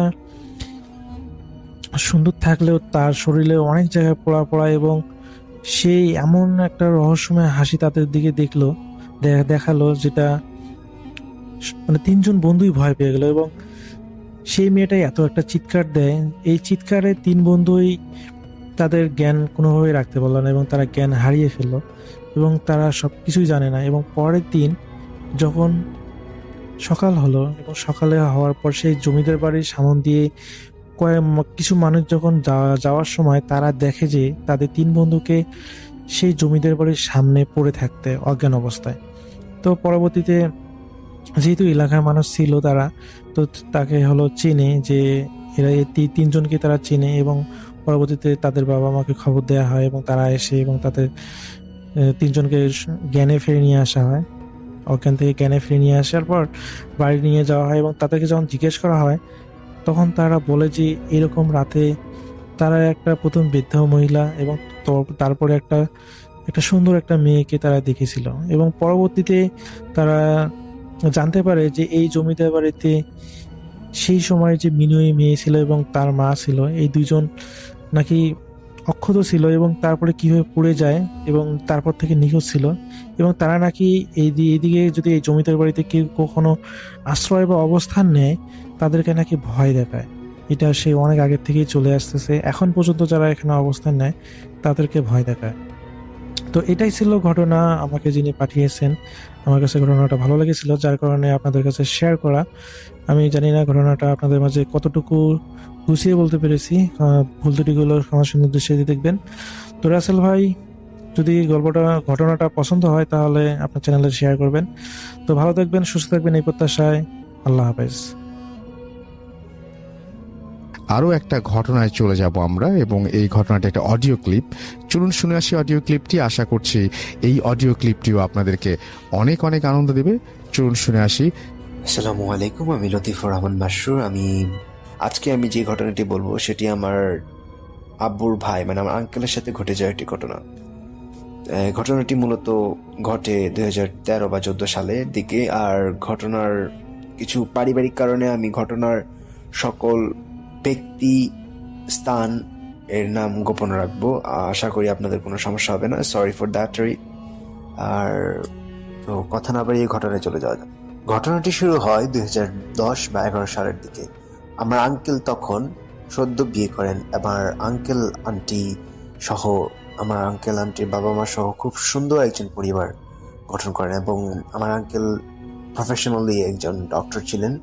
তো তিনি অ্যাজ এ ডক্টর, আমরা সবাই জানি যে সায়েন্স এবং ওনাদের মাইন্ডটা আসলে সায়েন্টিফিক্যাল হয়ে থাকে। ওনারা আসলে সায়েন্স ব্যাকগ্রাউন্ডের সবকিছু চিন্তা ভাবনা করে থাকেন। কিন্তু আমার আঙ্কেল ছিল পুরোপুরি ডিফারেন্ট। আমার আঙ্কেলের চিন্তা ভাবনা সবকিছুতেই উনি একটু সুপার ন্যাচারাল জিনিস সম্বন্ধে অনেক ইন্টারেস্টেড ছিলেন। সো এই কারণেই আমার আঙ্কেল হুট করে একদিন একটা পেশেন্টের সাথে ওনার ডিল করতে হয়। ম্যাক্সিমাম টাইম উনি ছিলেন একজন সাইকিয়াট্রিস্ট। সো আমরা সকলেই জানি সাইকিয়াট্রিস্টদের মতে অনেকেই মাল্টিপল পার্সোনালিটি ডিসঅর্ডার যেটা বলা হয়, সেটা হলো হয় একজন মানুষের ভিতরে একাধিক সত্তার বসবাস, এরকম কিছু। আর আমার আঙ্কেল যেহেতু একজন সাইকিয়াট্রিস্ট ছিলেন, ওনার সাথে অনেকের ডিল করা হতো, অনেক পেশেন্টের সাথে ডিল করতে হতো। এমনইভাবে এক পেশেন্টের সাথে ওনার ডিল করতে হচ্ছিল। আমি প্রসঙ্গতির কারণে বলেছি আগেই, নাম ঠিকানা সব গোপন রাখবো। তো আমার আঙ্কেল ঢাকাতে একটি হসপিটালে বসতেন, এটা আমি শুধু বলবো, ওয়েল নোন হসপিটালে। তিনি তখন ওই সাইকিয়াট্রিস্ট আঙ্কেল যিনি ছিলেন, তিনি ওই পেশেন্টের সাথে ডিল করার সময় পেশেন্টের এক পর্যায়ে পেশেন্ট তার আঙ্কেলের অনেক আগে আঙ্কেল যখন ছোট ছিলেন তখনকার অনেক ঘটনা, তার জেনারেশন, আগের জেনারেশন, ওল্ড জেনারেশনের অনেক ঘটনা, তার ফ্যামিলি মেম্বার্সদের সম্বন্ধে অনেক কিছুই, যেগুলো ম্যাক্সিমাম টাইম কোনো আননোন পার্সন জানবে না, সেগুলো অনর্গল বলে দিচ্ছিল। সো এটা থেকে আমার আঙ্কেল অনেক শকড হয়ে যায় এবং আঙ্কেল বলে, এটা কিভাবে সম্ভব যে একজন অপরিচিত মানুষ, যে কিনা আঙ্কেলের পেশেন্ট ছিল, সে আঙ্কেলের ফ্যামিলি ব্যাকগ্রাউন্ড, ফ্যামিলি স্ট্যাটাস, ফ্যামিলিদের কয়জন মেম্বার ছিল, ফ্যামিলি মেম্বারসদের নাম ঠিকানা এবং এটসেট্রা অল অফ দ্যাম, মানে অল থিংস ক্লিয়ারলি বলে দিল। আসলে আমার আঙ্কেল শকড হয়ে যায় এবং আঙ্কেল তার ফ্যামিলি মেম্বারসদের কাছে জানতে পায় যে এটা আসলে আঙ্কেল জানতে পায় যে ওই পেশেন্টটিকে নাকি জিন পজেসড করেছিল, যার কারণে এইসব হয়। তো এখান থেকে আমার আঙ্কেল অনেক বেশি ইন্টারেস্টেড ফিল করে যে এরকম আদৌ কি হতে পারে। আমার আঙ্কেল যতটুকু জানে এজ এ সাইকিয়াট্রিস্ট, ওনারা সকলেই জানে যে এটা মাল্টিপল পার্সোনালিটি ডিসঅর্ডার, যে একজন মানুষের ভিতরে আরেকজন সত্তা। কিন্তু তারপরেও একজন মানুষের ভিতরে আরেকজন সত্তা থাকা সত্ত্বেও কিন্তু একজন মানুষ অন্য একজন মানুষের মতো হয়ে যায়। কিন্তু মূলত কখনোই অন্য মানুষের সিক্রেটস, ফ্যামিলি মেম্বার্স আইডেন্টিটি সম্বন্ধে জানা সম্ভব না সায়েন্সের মতে। সো আমার আঙ্কেল অনেক বেশি ইন্টারেস্টেড ফিল করে যে এইসব বিষয় সম্বন্ধে। তখন আমার আঙ্কেল ইন্টারেস্টেড ফিল করার পর তিনি চলে যান একজন তান্ত্রিকের কাছে। আমি সকল কিছু নাম গোপন করতে যাচ্ছিলাম, আমি বলেছি। আর তান্ত্রিকের কাছে যায় সেটা মূলত আমাদের গ্রামে বাড়িতে। একবার ঈদে আসে আমার আঙ্কেল বাড়িতে আসে, প্রত্যেক ঈদে আমার আঙ্কেল বাড়িতে যেতেন। তো 2012 সাল বা 10 সালের দিকে তিনি অ্যাজ ইউজুয়াল গ্রামে বাড়িতে যান এবং গিয়ে, যেহেতু ওনার মাথাতে এরকম টেন্ডেন্সি ছিল যে তিনি যাবেন এবং সেখানে এরকম স্পিরিচুয়াল সম্বন্ধে কোনো জায়গা থাকলে, কোনো স্পট থাকলে বা কোনো পার্সন থাকলে ওনার সাথে দেখা করবেন। তো ওখানে একজন নাম করা তান্ত্রিক ছিল, ওনার নাম আমি বলতে চাচ্ছি না, উনি আপাতত এখন মারা গিয়েছেন। আমি ঘটনাক্রমে আপনারা জানতে পারবেন কিভাবে। তো আমার আঙ্কেল সেখানে যায় এবং তান্ত্রিকের সাথে দেখা করে এবং তান্ত্রিককে অনেক রিকোয়েস্ট করে যে উনি আসলে এই সুপারন্যাচুরাল পাওয়ার বা সুপারন্যাচুরাল থিং সম্বন্ধে জানতে চায় এবং ওনাদের সাথে কমিউনিকেশন করতে চায়। মূলত আর কি আমাদের বাংলা ভাষায় আমরা বলতে পারি, জেনারেল ভাষায় জিনদের সাথে আসলে উনি কমিউনিকেশন করতে চায়। তো আমার আঙ্কেল সরি বাট তিনি এত বেশি রিলিজিয়াস ছিল না, উনি একটু মডার্ন টাইপের ছিলেন। তো তিনি তান্ত্রিকের কাছে যায়, এটা ছিল তার অনেক বড় ভুল। আমি কাউকে ছোট করে বলছি না, আমি কোনো ধর্মকে ছোট করছি না, আসলে আমার আঙ্কেলের হয়তো ভুল ছিল এখানে। তিনি সব বিষয়ে কিউরিয়াসিটি ছিল অনেক বেশি, যার কারণে হয়তো বা আজ উনি আমাদের মাঝে নেই। তো যেটা বলছিলাম, আমার আঙ্কেল মূলত ওই তান্ত্রিকের কাছ থেকে কিছু রিচুয়ালস নেয়। আমি ঘটনাক্রমে রিচুয়ালসগুলোকে স্কিপ করে দিতে চাচ্ছিলাম, কিন্তু আসলে ঘটনা পরিপূর্ণতা পাবে না যদি আমি এই রিচুয়ালসগুলো না বলি। তো আমি শর্ট ফর্মে রিচুয়ালসগুলো বলছি। আমি আসলে এই ঘটনার সম্পূর্ণটা আমার আঙ্কেলের কাছ থেকে শুনেছিলাম। আমার আঙ্কেলকে বলা হয় একটি মুরগি নিয়ে আসতে, এবং মুরগিটা সম্পূর্ণ কালো হতে হবে, এবং আর ওটার মাধ্যমে ওটার রক্ত দিয়ে কিছু একটা মন্ত্র লেখেন তান্ত্রিক, এবং তান্ত্রিক ওখানে যে ব্যাড রেপুটেটেড একটা বিল ছিল, সেই বিলে প্রায় প্রত্যেক বছরে একটা মানুষের লাশ পাওয়া যেত, মানুষকে ডুবিয়ে ফেলা হতো, মানুষকে মেরে ফেলা হতো, এরকম আর কি একটা ব্যাড রেপুটেটেড, ওই সময়ের একটা ব্যাড রেপুটেটেড বিল ছিল ওইটা। তো আমার আঙ্কেলকে বলা হয়, একটা কন্ডিশন অ্যাপ্লাই করা হয় যে আপনাকে যে আঙ্কেলকে দেওয়া হয়েছিল একটা মন্ত্র, যে মন্ত্রটি লেখা হয়েছিল মোরগের বা রক্ত দিয়ে, আর বাকি যে রক্তটা ছিল সেই রক্তটা দিয়ে একটা সার্কেল করে দেওয়া হয়, যেখানে আঙ্কেলকে দাঁড়াতে হবে বিলের সাইডে পানির সামনে, এবং দাঁড়িয়ে আঙ্কেলকে 10টি পাথর দেওয়া হয় হাতে, এবং ওই মন্ত্রটি একবার পড়ে একবার মন্ত্র শেষ করে একটা করে পাথর ঢিল দিতে হবে ওই বিলে, এবং যখন 10 বার মন্ত্র পড়ার পর 10টি পাথর ঢিল দেওয়া হবে, তখন নাকি আঙ্কেল কোনো সুপারন্যাচুরাল পাওয়ার বা জিনদের সাথে কমিউনিকেশন করতে অ্যাপ্লাইড হবে। কিন্তু আমার আঙ্কেলকে আরেকটা কথা বলে দেওয়া হয়েছিল যে যা কিছু হয়ে যাক না কেন, আমার আঙ্কেল যাতে ভয় না পায়, এবং ভয় না পেয়ে আঙ্কেল তার যে রিচুয়ালসগুলো আছে সেগুলো অ্যাপ্লাই করে যেতে থাকে কন্টিনিউয়াসলি। কিন্তু আমার আঙ্কেল ফার্স্ট যখন মন্ত্রটা পরে একটা পাথরের টুকরো ঢিল দিল, তখন কোনো রিয়াকশন হয় নাই। দেন আমার আঙ্কেল সেকেন্ড টার্ম যখন আবার মন্ত্র পড়ে তৃতীয় পাথরটা থ্রো করলো পানিতে, দেন আঙ্কেলের আশেপাশে থাকা এনভায়রনমেন্ট টোটালি চেঞ্জ হয়ে যায়। আমার আঙ্কেলের আশেপাশে বাতাস শুরু হয়, মনে হচ্ছে কালবৈশাখী ঝড়, এবং এত বেশি বাতাস যে আঙ্কেল স্টেবল থাকতে পারে না, আঙ্কেল নড়চড় করতে থাকে, এবং আঙ্কেল এক পর্যায়ে ওই সার্কেলের ভিতরে বসে পড়েন, কারণ ওনার দাঁড়িয়ে মন্ত্র পড়াটা ইম্পসিবল হয়ে যাচ্ছিল বাতাসের কারণে। আমি জানি না, আঙ্কেলের কাছ থেকে শোনা পুরোটা ঘটনা। আমি আসলে যে থাকবে সে শুধুমাত্র বিশ্বাস করতে পারে। সো আমি ঘটনায় চলে যাই। আমার আঙ্কেল যখন থার্ড টাইম মন্ত্র পড়ে পাথরটা নিয়ে পানিতে ঢিল দেয়, তখন আনইমাজিনেবল, মানে কেউ বিশ্বাস করতে পারবে না, হঠাৎ করেই পুরা এত বড় বিল পুরাটার মাঝে, পানিটার মাঝে ধাও ধাও করে আগুন জ্বলা শুরু হয়ে যায়।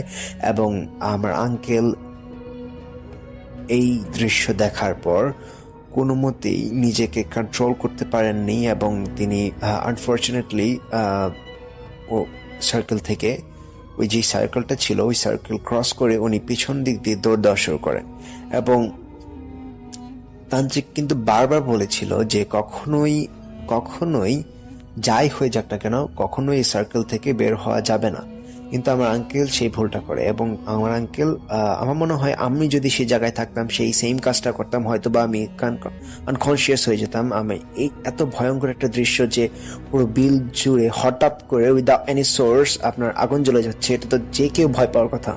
তো আমার আঙ্কেলও সেম ভয় পায়, এবং আমার আঙ্কেল দৌড় দেয় পিছনের দিক দিয়ে। এবং আঙ্কেল যখন দৌড়াতে থাকেন তখন আঙ্কেলকে পিছনের দিকে অনেকেই অনেক আওয়াজ, অনেক ভয়েস ডাক দিতে থাকে, এবং মনে হচ্ছিল যে আঙ্কেলকে কোনো একটা অনেক বড় হিউজ সাইজের একটা জন্তু আঙ্কেলের পিছনে দৌড়ে আসছে আঙ্কেলকে ধরার জন্য। কিন্তু আমার আঙ্কেল প্রাণপণে দৌড়াতে থাকেন নিজের যান বাঁচানোর জন্য। অ্যাট লাস্ট উনি একটা ভয়েস শুনতে পান ওনার মায়ের, এবং আমি জানি না কেন আঙ্কেল আনফর্চুনেটলি ভুল করে টার্ন ওভার করেন এবং তিনি ঘাড়টা ঘোরান, এবং ঘাড় ঘোরানোর পরে আমার আঙ্কেলের আর কিছুই মনে ছিল না, শুধু একটা জিনিস মনে ছিল যে আঙ্কেলকে অনেক জোরে কেউ একজন থাপ্পড় দেয় আমার আঙ্কেলের গালে, অনেক জোরে একজন থাপ্পড় দেয়। আমার আঙ্কেল বলেছিল যে সেই থাপ্পড়টা হয়তো বা 500 কেজির ওজনের কেউ, মনে করুন অনেক ওজন হ্যাভি ওয়েটেড পার্সন যদি জোরে একটা কষে থাপ্পড় দেয় কাউকে, এইরকম ফিল হয়েছিল আমার আঙ্কেলের গালে, এবং আমার আঙ্কেল সাথে সাথে আনকনসিয়াস হয়ে যায় এবং আমার আঙ্কেল সেন্সলেস হয়ে যায়। এবং আমার আঙ্কেল ওইখানের অনেক রেপুটেটেড একজন পার্সন ছিলেন ওই গ্রামের। তো পরের দিন আমার আঙ্কেলকে ওই জায়গার কৃষকেরা বিলের পাশে কৃষকের ক্ষেত ছিল, সেখানে আমার আঙ্কেলের সেন্সলেস বডি পাওয়া যায়। আমার আঙ্কেলকে পরে কৃষকেরা আঙ্কেলের বাসায় নিয়ে যায়। আঙ্কেলের মা বাবা, আমার আঙ্কেলের ওয়াইফ যিনি ছিলেন, তারা সকলেই অনেক বেশি ওয়ারিড হয়ে যায় যে এটা কিভাবে হলো। আমার আঙ্কেল কাউকে বলেননি যে উনি এরকম রিচুয়ালস করতে যাবেন। তখন ফ্যামিলি মেম্বারসরা জানতে পারে যে এরকম ঘটনা হয়েছিল। তখন আমার আঙ্কেল তারপরে ইনসিডেন্টের পরে আর ওনার এত বেশি কিউরিয়াসিটি ছিল না। তারপর তিনি যখন ঢাকাতে ব্যাক করলেন, তো সেইখান থেকেই আমার আঙ্কেলের মূল যে ঘটনাটি সেটা শুরু হয়। সো আমার আঙ্কেল ঢাকায় ব্যাক করলেন, অ্যাজ ইউজুয়াল লাইফ লিড করা শুরু করলেন। তিনি আর এরকম সুপারন্যাচুরাল পাওয়ার সম্বন্ধে, তার সুপারন্যাচুরাল থিংস সম্বন্ধে তার কোনো ইন্টারেস্ট ছিল না, অ্যাজ ইউজুয়াল কারোই থাকার কথা না। তো তিনি একবার তার চেম্বার থেকে বাসায় ব্যাক করার জন্য গাড়িতে ওঠেন, এবং আনফর্চুনেটলি সেদিন প্রচুর বৃষ্টি হচ্ছিল, তাই আঙ্কেলের গাড়িটাও অ্যাট দ্য সেম টাইম নষ্ট হয়ে যায়। তখন আমার আঙ্কেল কোনো উপায় না পেয়ে আমার আঙ্কেল হসপিটালে থাকা একটি অ্যাম্বুলেন্সের ড্রাইভারকে বলে যে আমাকে একটু সামনে পর্যন্ত, মানে বাসা পর্যন্ত যাতে এগিয়ে দিয়ে আসেন, এবং অ্যাজ এ ডক্টর বিপদে পড়েছে অবশ্যই এটা করে থাকে অনেকেই। তো আমার আঙ্কেলকে অ্যাম্বুলেন্সে ওঠানো হয়। আমার আঙ্কেল অ্যাম্বুলেন্সের পাশে বসে সিটে, এবং পাশের সিটে বসে ড্রাইভারের সাথে যাওয়া শুরু করেন। প্রচুর হ্যাভি বৃষ্টি হচ্ছিল, রাত তখন 12টা বা 11টা বাজে। তখন সেটা আমি আগেই বলেছি, আমি কোনো নাম পরিচয় বলবো না। তো আমার আঙ্কেলের হসপিটাল থেকে বাসার দূরত্ব 20-25 মিনিটের রাস্তার মতো।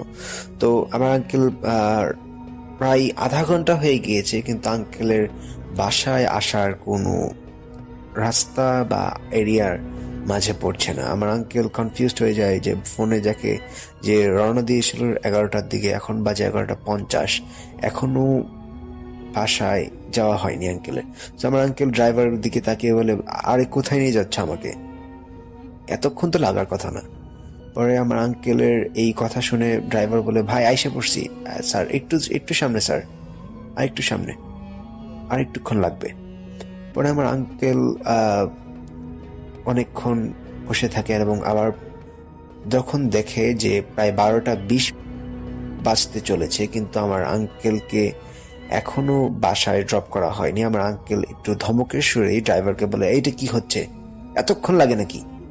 পরে আমার আঙ্কেলকে রিপ্লাই দেয় সে ড্রাইভারটা যে, স্যার এখন তো মাত্র শুরু হলো, দেখেন না কোথায় যান। এইটা শুনে আমার আঙ্কেল একটু ভয় পেয়ে যায়, এবং আমার আঙ্কেল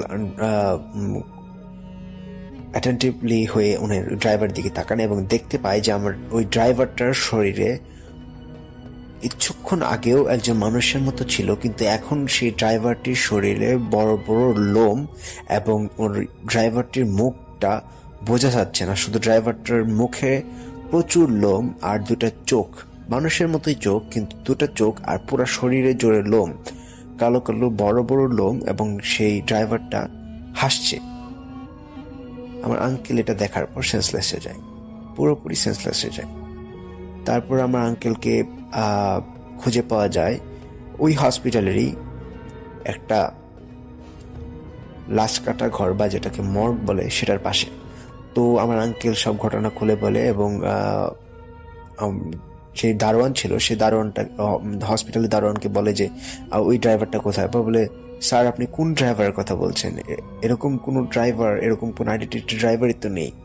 তো আমার আঙ্কেল পুরো শকড হয়ে যায় যে আঙ্কেল এতক্ষণ যে গাড়িতে চড়লো, এতক্ষণ যেই লোকের সাথে কথা বললো, যেই লোকের পাশে বসে সে এতক্ষণ জার্নি করলো বাসায় যাওয়ার জন্য, এবং সে কে ছিল। তো আমার আঙ্কেল পুরোপুরি শকড হয়ে যায়, এবং আঙ্কেল সেদিন রাতে ওইখানেই থাকেন এবং তারপরের দিন বাসায় ব্যাক করেন। তারপরে থেকে আস্তে আস্তে সেই ঘটনাগুলো বাসাতেও ঘটা শুরু হয়ে যায়। আমার আঙ্কেলের বাসায় একদিন রাতের ঘটনা আমি বলি। আমার আঙ্কেল নিজে আমাকে বলেছেন যে আমার আঙ্কেলের একদিন রাতে বাসায় দেখতে পায় যে হঠাৎ করেই আমার আঙ্কেল বাসার নিচে ছিল, হঠাৎ করে দেখে যে ইলেকট্রিসিটি, আমার আঙ্কেলের 4 তলা বাসা ছিল, 4 তলা বাসার পুরোটা জুড়ে ইলেকট্রিসিটি অফ হয়ে যায় হঠাৎ করে, উইদাউট এনি রিজন। আশেপাশে সব জায়গায় কারেন্ট রয়েছে, শুধু তার বাসায় কারেন্ট ইলেকট্রিসিটি চলে গিয়েছে। সো আমার আঙ্কেল দৌড়ে বাসার ভিতরে যায় এবং বাসার ভিতরে গিয়ে দেখে যে দরজা খোলা, প্রত্যেকটা দরজা খোলা। এবং আমার আঙ্কেলের বাসার মাঝে 4 জন ফ্যামিলি মেম্বার ছিল, আমার আঙ্কেল, আমার আন্টি এবং আঙ্কেলের বাবা মা। তো দরজা পুরোটুক খোলা এবং জানলাগুলো খোলা, বাতাস আসছে, খুব জোরে বাতাস আসছে, এবং বাতাস বাহিরের যে চাঁদের আলো, সেই চাঁদের আলোটা বাসায় পড়ছে এবং আর কোনো আলো নেই, গুটগুটে অন্ধকার। তো আমার আঙ্কেল অনেক বেশি কনফিউজড হয়ে যায় যে বাহিরে থেকে আসলাম, আমি বাসার নিচে ছিল আঙ্কেল, হঠাৎ করে বাহিরের দেখে মনে করলো যে হয়তো বা কোনো ইলেকট্রিসিটির সমস্যা হয়েছে, কিন্তু বাসায় এসে দেখে not a single person was there, একটাও কোনো মানুষ ছিল না এই বাসায়। আমি আগেই বলেছি আমার আঙ্কেলের ফ্যামিলি মেম্বার 4 জন ছিল বাসায়, একজন মানুষও নেই। কিন্তু আঙ্কেলের ওয়াশরুম থেকে পানি চালানোর শব্দ পাচ্ছে, কেউ ঝর্ণা দিয়ে যদি গোসল করে যখন এরকম শব্দ হয়, সেম ওই রকম শব্দ পাচ্ছে আমার আঙ্কেল। তো আমার আঙ্কেল আস্তে আস্তে, আমার আঙ্কেলের ব্যাড অ্যাটাচড একটা ওয়াশরুম ছিল, সেই ওয়াশরুমের দিকে বা বাথরুমের দিকে যায়। তখন তিনি এখানে গিয়ে দেখে যে সেখানে লাইট জ্বলছে। আমার আঙ্কেল সুপার কনফিউজড হয়ে যায় যে পুরো বাসার ইলেকট্রিসিটি অফ, সেইখানে লাইট জ্বলছে কিভাবে। পরে আমার আঙ্কেল দরজা খুলতে যাবে, দেখে দরজা লক ভিতর থেকে। নক করে হয়তো বা আঙ্কেল ভেবেছে হয়তো বা বাসার কেউ বাইরে কিছু লেগেছে, আঙ্কেল আন্টি, আঙ্কেলের ওয়াইফ যে ছিলেন তিনি হয়তো বা বাথরুমে গোসল করছে। তো আঙ্কেল নক করেন, তো কোনো সাউন্ড রিপ্লাই কেউ দেয় না। তো আমার আঙ্কেল আবার নক করার পরে অটোমেটিক্যালি বাথরুমের ভিতর থেকে লাইট অফ হয়ে যায়। আমার আঙ্কেল সুইচে হাতও দেয়নি, আমার আঙ্কেল সুইচ ধরেও নেই, তারপরেও উইদাউট এনি রিজন বাথরুমের লাইট অফ হয়ে যায়। আমার আঙ্কেল বাথরুমের ভিতর থেকে অনেক ভয়ঙ্কর চিৎকার শুনতে পায় আমার আঙ্কেলের ওয়াইফের অনেক ভয়ঙ্কর চিৎকার শুনতে পায়, এবং আমার আঙ্কেল দরজা ভাঙার at the meantime uncle চিন্তা করেন দরজাটা ভেঙে ফেলবে। আঙ্কেলের মাথায় অন্য কোনো ধরনের বা ভয়ঙ্কর বা ভৌতিক কোনো চিন্তা ছিল না, আঙ্কেল দরজাটা ভেঙে ফেলবে এরকম পজিশন নিয়েছে। তখনই ইলেকট্রিসিটি ব্যাক করে এবং আঙ্কেল দেখতে পায় আঙ্কেল আন্টি কিচেনে, এবং আঙ্কেল শুধুই বাথরুমের দরজা ধাক্কাচ্ছে। আমার আঙ্কেলের ওয়াইফ এসে বলে, তুমি শুধু দরজা ধাক্কাচ্ছ কেন, দরজা তো খোলা। আমার আঙ্কেল সুপার কনফিউজড হয়ে যায় যে এতক্ষণ আমি দেখলাম বাসায় কেউ নেই, এখন দেখি আমি আমার বাথরুমে দরজা নক করছি এবং বাসায় সবাই আছে, সবাই সবার মতো, কেউ টিভি দেখছে, কেউ হয়তো, আমার আঙ্কেলের ওয়াইফ ছিল কিচেনে। তো এটা কিভাবে সম্ভব আমার আঙ্কেল বুঝে পায় না। তো আস্তে আস্তে আমার আঙ্কেলের সাথে এরকম অনেক ইনসিডেন্ট ঘটতে থাকে। আমার আঙ্কেল এক পর্যায়ে প্র্যাকটিসিং ডক্টরিং ছেড়ে দেয় এবং তিনি এখন আস্তে আস্তে বাসায় রেস্ট নেওয়া শুরু করেন অ্যাজ এ ডক্টর। আঙ্কেল নিজেই সাইকাইট্রিস্ট, আঙ্কেল নিজে মেনেতে পারছেন না যে আঙ্কেল হয়তো বা কোনো স্ট্রেসের মাধ্যমে যাচ্ছেন, যার কারণে এরকম হচ্ছে। আঙ্কেল আস্তে আস্তে স্ট্রেস রিলিভিং পিলস খাওয়া শুরু করেন এবং আঙ্কেল দেখতে পায় যে আঙ্কেলের শরীর স্বাস্থ্য, মাশাআল্লাহ আঙ্কেলের শরীর স্বাস্থ্য অনেক ভালো ছিল, কিন্তু আঙ্কেল আস্তে আস্তে রোগা হয়ে যায়। তখন আঙ্কেলের আরেকটি সমস্যা ধরা পড়ে যে আঙ্কেল প্রায়ই বলতো সে আমাকে নিয়ে যাবে, সে আমাকে বাঁচতে দিবে না, সে আমাকে ওই খেলায় নিয়ে যাবে, আমি বাঁচতে পারবো না।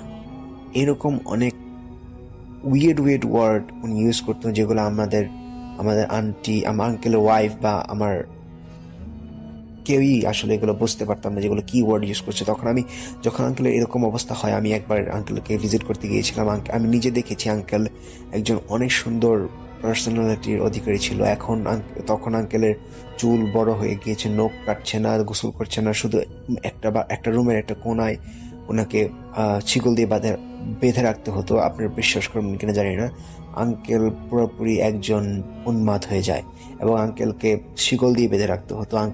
আঙ্কেল শুধু বারবার একটাই কথা বলতো, আমাকে মেরে ফেলবে, আমাকে নিয়ে যাবে, এরকম ওয়েট কথা বলতো। আমরা কেউ আসলে ওনাকে পাত্তা দিতাম না। আমরা হয়তো ভাবতাম, আমাদের ফ্যামিলি মেম্বার্স কেউই, আমাদের আঙ্কেলের ফ্যামিলি মেম্বার্স হোক বা আমাদের ফ্যামিলি মেম্বার্স হোক, কেউই আসলে এরকম ভৌতিক ঘটনা বা সুপারন্যাচুরাল থিং আমরা দেখিনি বা আমাদের ফিল হয়নি যে না আমরা হয়তোবা এটা জিন বা অন্য কিছু হইতে পারে। আমরা সকলেই ভেবেছি হয়তোবা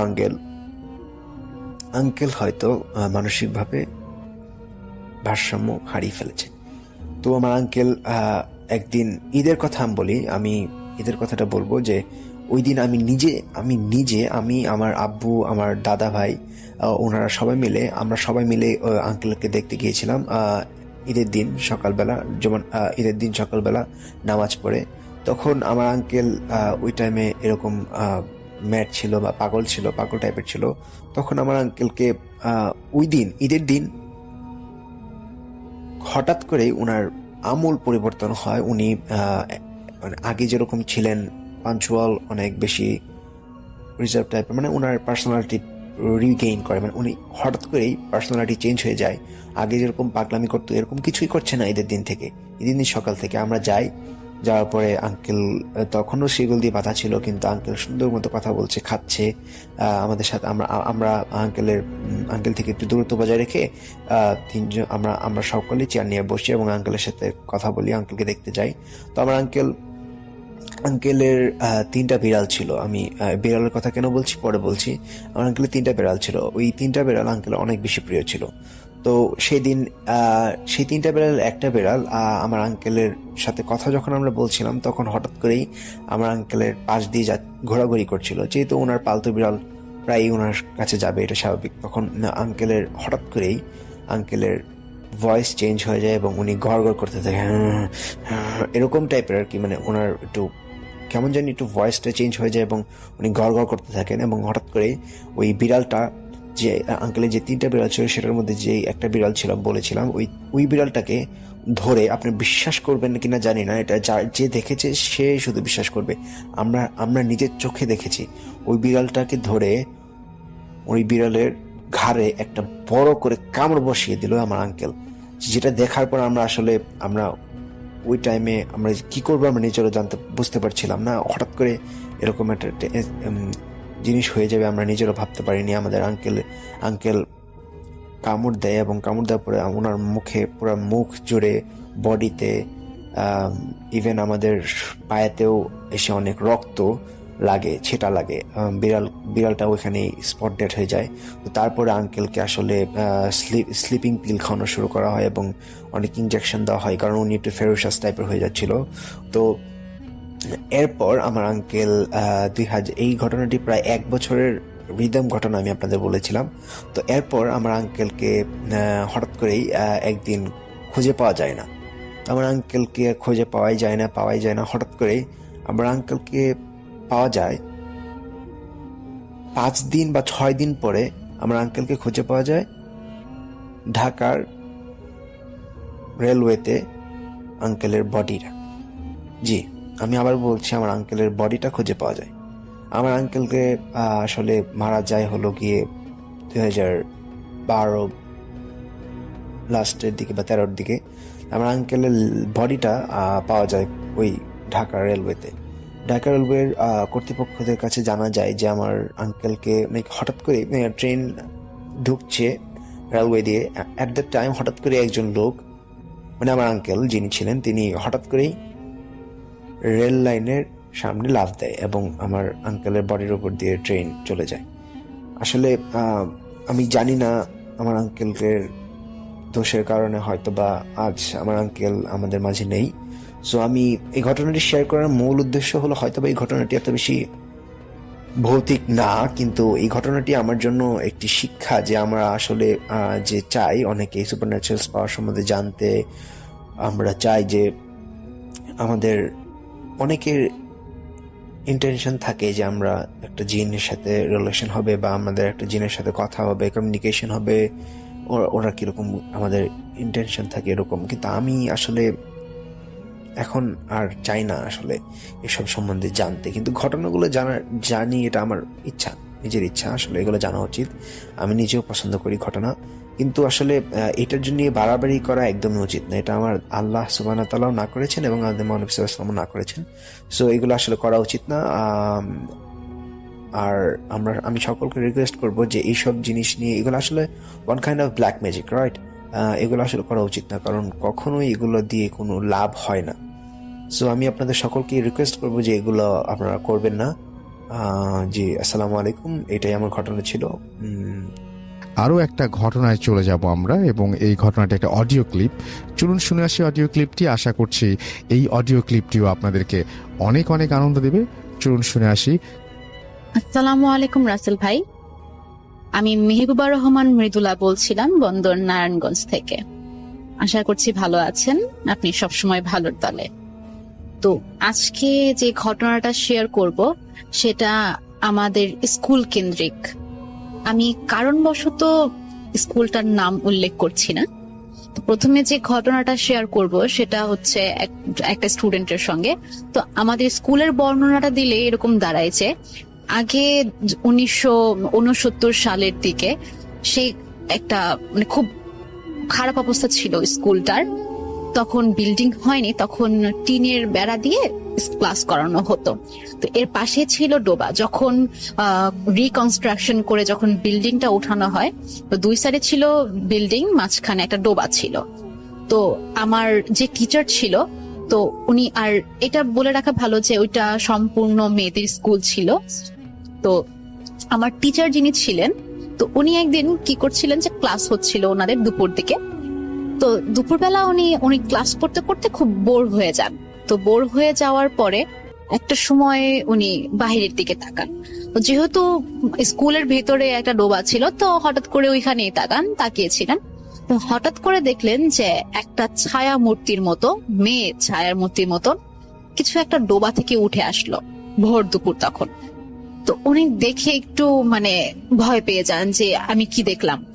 তো পরবর্তীতে এই ঘটনাটা শেয়ার করলেন। তো তখন ওই মুহূর্তে দেখা গেল যে ওই ছায়া মূর্তিটা হঠাৎ করে ভ্যানিশ হয়ে যায়। তো এই ঘটনাটা শেয়ার করলেন। তারপরে ওনার ফ্রেন্ডরা বললেন যে এরকম হয়, অনেক সময় অনেক ঘটনা হয়। তো পরবর্তীতে সেই ডোবাটা সম্পূর্ণ করে ভরাট করে দেয়া হয়। তারপর থেকে ওইখানে মানুষ কিছু দেখেনি।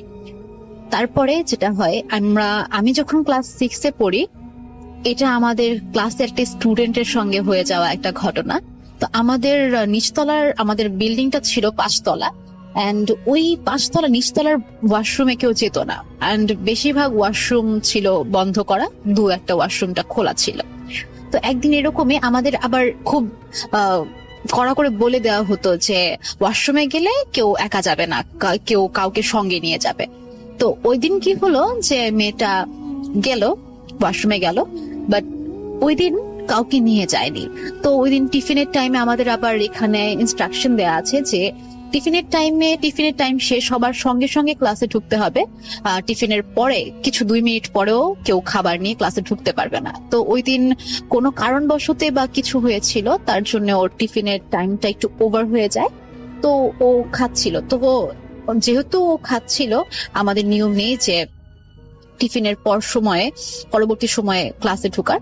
তো ও একটা প্রকার ভয় পেয়ে খাবার নিয়ে ও ওয়াশরুমের সামনে যায়। তো হঠাৎ মেবি ওর খাবার শেষ হয়ে যায় বা কিছু একটা। তো হঠাৎ করে ক্লাস করছি, এর মধ্যে একটা খুব জোরে একটা আর্তনাদের চিৎকার শোনা যায় ওয়াশরুমের থেকে। তো সব টিচাররা বের হয় যে দেখার জন্য যে কি ব্যাপার। সবাই শুনতে পেল যে এরকম একটা আর্তনাদ চিৎকার। তো যাবার পরে যেটা দেখে যে মেয়েটা ফ্লোরে পড়ে আছে, এন্ড ওর হাত পা খুব, মানে আমরা বলি না যে খিঁচুনি হয়, যে এরকম মানে হাত পা খুব বেঁকে যাচ্ছে বা এরকম, সে ফ্লোরে পড়ে আছে। তো আয়া ওরা সবাই ধরাধরি করে ওকে মসজিদ, মানে আমাদের এখানে নামাজের ঘর আছে, তো নামাজের ঘরে নিয়ে যায়। তো নামাজের ঘরে নেওয়ার পরে ওর ঘটনাটা শুরু হয় যে ও মুখ থেকে কি জানি একটা বিড়বিড় করছিল, বিড়বিড় করে কি জানি বলার চেষ্টা করছিল, বাট সম্পূর্ণ কথাটাই মুখে জড়িয়ে যাচ্ছিল, ও ঠিকভাবে বলতে পারছিল না। তো ওইখানে আমাদের ধর্ম যে নিতেন উনি, ওই স্যার আসলেন, আসার পরে দেখলেন যে ওর অবস্থা খুবই খারাপ। এন্ড ওর মানে এখানে বলাই বাহুল্য যে মেয়েটা দেখতে অপরূপ সুন্দরী ছিল এন্ড ওর চুলগুলো অনেক বড় বড় ছিল। তো যখন এই অবস্থা হয় ওকে, ওর চুলগুলো খোলা ছিল, তো খোলা অবস্থাতেই ও ওয়াশরুমে গিয়েছিল। তারপর একজন হুজুর ডাকা হয়। তো হুজুর ডাকার পরে উনি যেটা বললেন যে ও ওয়াশরুমের সামনে খাচ্ছিল, এন্ড যেহেতু টাইমটা খুব দুপুরে ছিল, ওর চুলটাও ছাড়া ছিল, ওয়াশরুমে এমন একটা খারাপ জিনিস ছিল যেটা ওর উপর দৃষ্টি করে। তো এটার জন্য আর কি ওর সমস্যাগুলো হয়। পরবর্তী সময়তে ওকে আর কি ওর বাসায় পৌঁছে দেওয়া হয়। এরপর থেকে ওর খোঁজ খবর অনেকেই পাইনি, আমরা প্রায় 3-4 মাসের মতন ওর খোঁজ খবর নিতে পারিনি। তখন শুনেছিলাম যে ও কেমন যেন একটা মেন্টাল পেশেন্টের মতন হয়ে গিয়েছে, সবসময় বাসায় বিড়বিড় করতো, কাউকে চিনতো না, খাবার দিলে খেত না, অন্যদিকে তাকিয়ে অন্যমনস্ক হয়ে কথা বলতে থাকতো। তো তার ট্রিটমেন্টের পরে 3-4 মাস পরে সে স্কুল আবার জয়েন করে।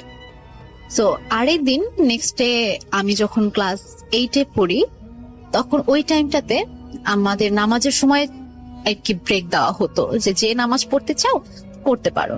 তো এরকমই আমরা ফ্রেন্ডরা মিলে আমরা নামাজের রুমে নামাজ পড়তে যেতাম। তো বলা বাহুল্য এখানে যে আমাদের নামাজের ঘরটা যেখানে ছিল সে বিল্ডিংটা ছিল খুব পুরনো একটা বিল্ডিং, 3তলা বিল্ডিং। 3তলা বিল্ডিং এর মধ্যে এক পাশ মানে দোতলার এক পাশটা একটু খোলা ছিল। তো ওইখানে শুধু একটা ক্লাসরুম ছিল, অনেক বড় একটা ক্লাসরুম, অডিটোরিয়ামের মতো। আর এর পাশে সিঁড়ির পাশে হচ্ছে গিয়ে আপনার নামাজের ঘর, পাশে অজু করার স্থান। তো আমি কি হলো যে আমার ফ্রেন্ডরা বলছিল যে বের হবে, তো আমার যেহেতু দেরি হয়ে যাচ্ছিল, নামাজের সময় প্রায় মানে শেষ হওয়ার অবধি, মানে শেষ হবে ভাব, তো আমি ভাবছিলাম যে আমি একা গিয়ে নামাজটা পড়ে ফেলি, তো ওরা আসতে থাকুক। তো আমি টিচারকে বলে আমি বেরিয়ে যাই। তো আমি দেখলাম যে আর সচরাচর ওই বিল্ডিংটাতে কেউ উঠতো না, ক্লাস ছাড়া কেউ ওই বিল্ডিংটাতে একাও যেত না।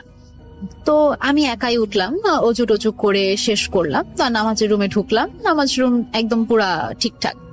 তো যখন আমি নামাজ 2 রাকাত পড়লাম, তো 2 রাকাত পড়ার পরে আমি কিছু সাউন্ড শুনতে পাই।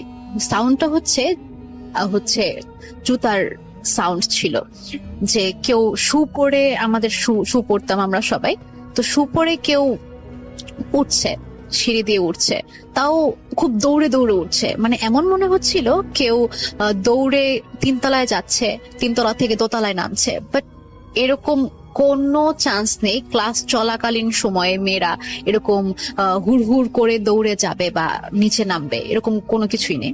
তো আমি ভাবলাম হতে পারে যে কেউ নামাজ পড়তে এসেছে, আমার ফ্রেন্ডরা তো আসার কথা, তো কোনো কিছুই নেই। তারপরে একটা সময় নামাজ পড়াকালীন সময় আরেকটা সাউন্ড পেলাম যে নামাজের ঘরের বাহিরে কেউ একজন হাঁটছে। একজনের হাঁটার শব্দ পেলাম, পরপর 2-3 জনের হাঁটার শব্দ। তো হাঁটার শব্দ হতে হতে আমি ভাবছিলাম যে হতে পারে যে বাহিরে কেউ এসেছে নামাজ পড়বার জন্য, ওরা ঢুকে যাবে। তো 2-3 জনের নামাজের জুতার শব্দ পেয়ে আমি জাস্ট পাত্তা দিলাম না, আমি আমার মতো নামাজ পড়তে থাকলাম। তো দেখলাম যে হঠাৎ করে নামাজের মানে ওই সাউন্ডটা, জুতার সাউন্ডটা বন্ধ হয়ে গেল। তো বন্ধ হয়ে যাওয়ার পরে আমি যেটা দেখলাম যে আমাদের ওইখানে 6-7টা কাতার ছিল, তা আমি সবসময় সেকেন্ড কাতারে নামাজ পড়তাম, একদম কর্নারে, একা যেহেতু ছিলাম একদম কর্নারে আমি নামাজ পড়ছিলাম। তো এমন সময় আমি যখন সিজদা থেকে উঠি, তখন মনে হচ্ছিল যে আমার সঙ্গে প্রায় 6-7 জনের মতন নামাজ পড়ছে, বাট আমি দেখতে পাচ্ছি না, বাট মনোভব হচ্ছে যে হ্যাঁ এই রুমের মধ্যে যে 6-7 জন আছে। এন্ড টেম্পারেচারটা এত বেশি বেড়ে যায় যে তখন শীতের সময় ছিল, যে হালকা হালকা শীত, তেমন গরম নেই। মনে হচ্ছিল যে সেই রুমটা প্রচন্ড তাপে ভরে গেল, মানে সম্পূর্ণ রুমটা প্রচন্ড তাপ হয়ে যায় এন্ড খুব গরম লাগা শুরু হয়। তো আমার মনে হচ্ছিল যে একজন ইমাম যে থাকে উনি নামাজ পড়ান, ওনার পেছনে 6-7 জন নামাজ পড়ছেন, and আমি সবার কিনারে। তো আমার মনে হচ্ছিল যে আমার পাশেও একটা অবয়ব, সেও নামাজ পড়ছে, আর 6-7টা অবয়ব। তো আমি খুব ভয় পেয়ে যাই। তো ভয় পেয়ে একটা পর্যায়ে জাস্ট আমি বল নিয়ে যে আমি তো নামাজ পড়ছি, আমি তো ওযু করা অবস্থায় আছি, তো যেই আছে তারা ভালো কিছু হতে পারে, তো আমাকে কোনো ক্ষতি করবে না, আর বাহিরে যদি খারাপ কিছুও থাকে তাহলে আমাকে কোনো ক্ষতি করতে পারবে না। তো আমি আমার নামাজটা যথারীতি শেষ করে আমি বেরিয়ে যাই। বেরিয়ে যাওয়ার পরে আমি তখন অব্দি আমি শব্দ পাচ্ছিলাম যে বাহিরে হাঁটার শব্দ। বাট আমি যখন বের হই তখন দেখি যে ওখানটাতে কেউ নেই। বাট স্টিল নাও আমি দরজাটা খোলার আগ অব্দি আমি শব্দটা পাচ্ছিলাম হাঁটার। তো যখন দরজাটা খুলি তখন দেখি যে কেউ নেই সেখানে। আমি প্রচন্ড ভয় পাই এন্ড আমি আমার শরীরের শক্তি দিয়ে আমি দৌড়ানোর চেষ্টা করি, বাট আমার কেন জানি মনে হচ্ছিল যে আমার শরীর প্রচন্ড ভার হয়ে গিয়েছিল, পা ভার হয়ে গিয়েছিল, যে আমি ওখান থেকে নড়তে পারছিলাম না এত সহজে। তো আমি আল্লাহ করতে করতে আমি যখন সিঁড়িটার কাছে আসি, মনে হচ্ছিল যে 3 তলা থেকে কেউ মানে উকি ঝুঁকি দিয়ে আমাকে দেখার চেষ্টা করছে। তো আমি উপরের দিকে আর তাকানোর সাহস পাইনি যদি কিছু দেখি। এন্ড আমি যখন সিঁড়ির পাশে যখন যাই, তখন পাশের ক্লাসরুমে মনে হচ্ছিল যে শত শত স্টুডেন্ট ওইখানে আর কি লাভ ঝাপ করছিল, বেঞ্চ গুলো এমন ভাবে নড়ছিল, মনে হচ্ছিল যে ওখানে কেউ মানে বেঞ্চ ধরে কেউ ঝাঁকুনি দিচ্ছে বা বেঞ্চের উপর কেউ দৌড়াদৌড়ি করছে। অনেক মানুষ, আর ওই ক্লাসে আমাদের 100 থেকে 200 জন খুব ভালোভাবে বসতে পারতো। তো মনে হচ্ছিল যে অনেক মানুষ এখানে গম গম আওয়াজ করছে। তো আমি একটু মনোবল পাই যে যেহেতু মানুষের কথার শব্দ পাচ্ছি, এত মানুষের হতে পারে ক্লাস হচ্ছে। আমি একটু সাহস করে আমি একটু উকি দেওয়ার পরে রাসেল ভাই আমি যেটা দেখি যে ক্লাস সম্পূর্ণ ফাঁকা, ইভেন ওইখানে একটা মানুষ অব্দি নেই। আমি সেটা দেখার পরে, বাট সাউন্ড হচ্ছিল তখনও, বেঞ্চের সাউন্ড তখনও হচ্ছিল, মানে বেঞ্চগুলো কাঁপছিল, এরকম যে মনে হচ্ছিল যে এখনই কেউ মানে এখান থেকে দৌড়ে চলে গিয়েছে, যে একটা বেঞ্চ হতে আরেকটা বেঞ্চে যায় না যেরকম সেরকম দৌড়ে যাচ্ছিল। তো আমি সেটা দেখার পর আমি জাস্ট আল্লাহর নাম নিয়ে আমি ওইখান থেকে তাড়াতাড়ি করে আমি বেরিয়ে আসি। তো বেরিয়ে আসার পরে আমি ক্লাসে যখন ঢুকি তখন আমি আমার ফ্রেন্ডদের জিজ্ঞেস করি যে তোরা কি উঠেছিলি দোতলায় নামাজ পড়ার জন্য বা ক্লাস হচ্ছিল উপরে? তো ওরা বললো যে যখন আমি যাই তখন ওই বিল্ডিংটাতে কেউ উঠিনি। তো আমি এখন অব্দি আমি এখন পর্যন্ত আমি সলিউশন পাইনি যে ওইটা কিসের শব্দ ছিল। এতগুলো মানুষের শব্দ, আওয়াজ এন্ড বেঞ্চের আওয়াজ, ওগুলো কিসের শব্দ ছিল আসলে আমার জানা নেই। তো আমার আরেকটা ঘটনা হচ্ছে, এটা আমার আম্মুর সাথে ঘটে যাওয়া ঘটনা। এটি স্কুল কেন্দ্রিক। তো আমাদের বাসাটা ছিল স্কুলের পাশাপাশি, যে আমাদের স্কুল থেকে আমার বাসা থেকে স্কুল দেখা যেত। তো তখন নতুন আর কি আরেকটা ভবন করে, মানে পুরানো বিল্ডিংটা ভেঙে ওইখানে আর কি 4 তলা বিল্ডিং করে। তো ওই দিনটা ছিল হচ্ছে ছুটির দিন, মেবি ওই দিন কিসের জন্য ছুটি পড়েছে ঠিক আমার খেয়াল নেই। তো আমাদের রান্নাঘর থেকে আর কি স্কুলটা খুব সুন্দর মতন দেখা যায়। তো আম্মু একদিন কি হয়েছিল যে বন্ধের দিনই আম্মু যখন রান্নায় মানে কাজ করছিল, তো আম্মু যেটা খেয়াল করে যে আম্মু যখন স্কুলের দিকে তাকিয়েছিল, দাঁড়িয়ে আর কি রান্না বসিয়ে জাস্ট উনি তাকিয়ে আছেন বাহিরের দিকে। তো উনি দেখতে পেলেন যে বারান্দা থেকে, স্কুলের বারান্দা থেকে বিল্ডিং এর ছাদ মানে বিল্ডিং এর ছাদে যাওয়া যায় এরকম একটা সিস্টেম করে দেওয়া। তো দেখলো যে কালো বোরখা পরা একটা অবয়ব, কিন্তু তার পাও দেখা যাচ্ছে না, হাত দেখা যাচ্ছে না, এন্ড ফেসটা তো আরো আগে দেখা যাচ্ছে না। মানে কালো একজন মনে হচ্ছিল যে একটা কালো বোরখা পরা একটা মেয়ে কি করলো যে বারান্দা থেকে স্কুলের ছাদে আসলো। ছাদে আসার পরে সে হঠাৎ করে ভ্যানিশ হয়ে যায়। সময়টা ছিল দুপুরে। তো আম্মু ভাবছিল যে কোনো স্টুডেন্ট হতে পারে স্কুলে মানে তাড়াতাড়ি নিচে নামার জন্য হতে পারে বা মানে এই ছাদটা ইউজ করছে। তো তখন আমার মনে পড়ে যে আমাদের স্কুল তো বন্ধ, বাট সে কি দেখলো। তো এটা ছিল আম্মুর ফার্স্ট ঘটনা। সেকেন্ড যে ঘটনাটা ঘটে আম্মুর সঙ্গে, তো ঘটনাটা ঘটে আম্মুর সঙ্গে এই শীতের সময়, তখন 2015-তে বেশ শীত পড়ে। তো আম্মু সকাল 6টা বাজে যখন উনি মানে তার মেবি কোনো কাজ করতে উঠেছিলেন।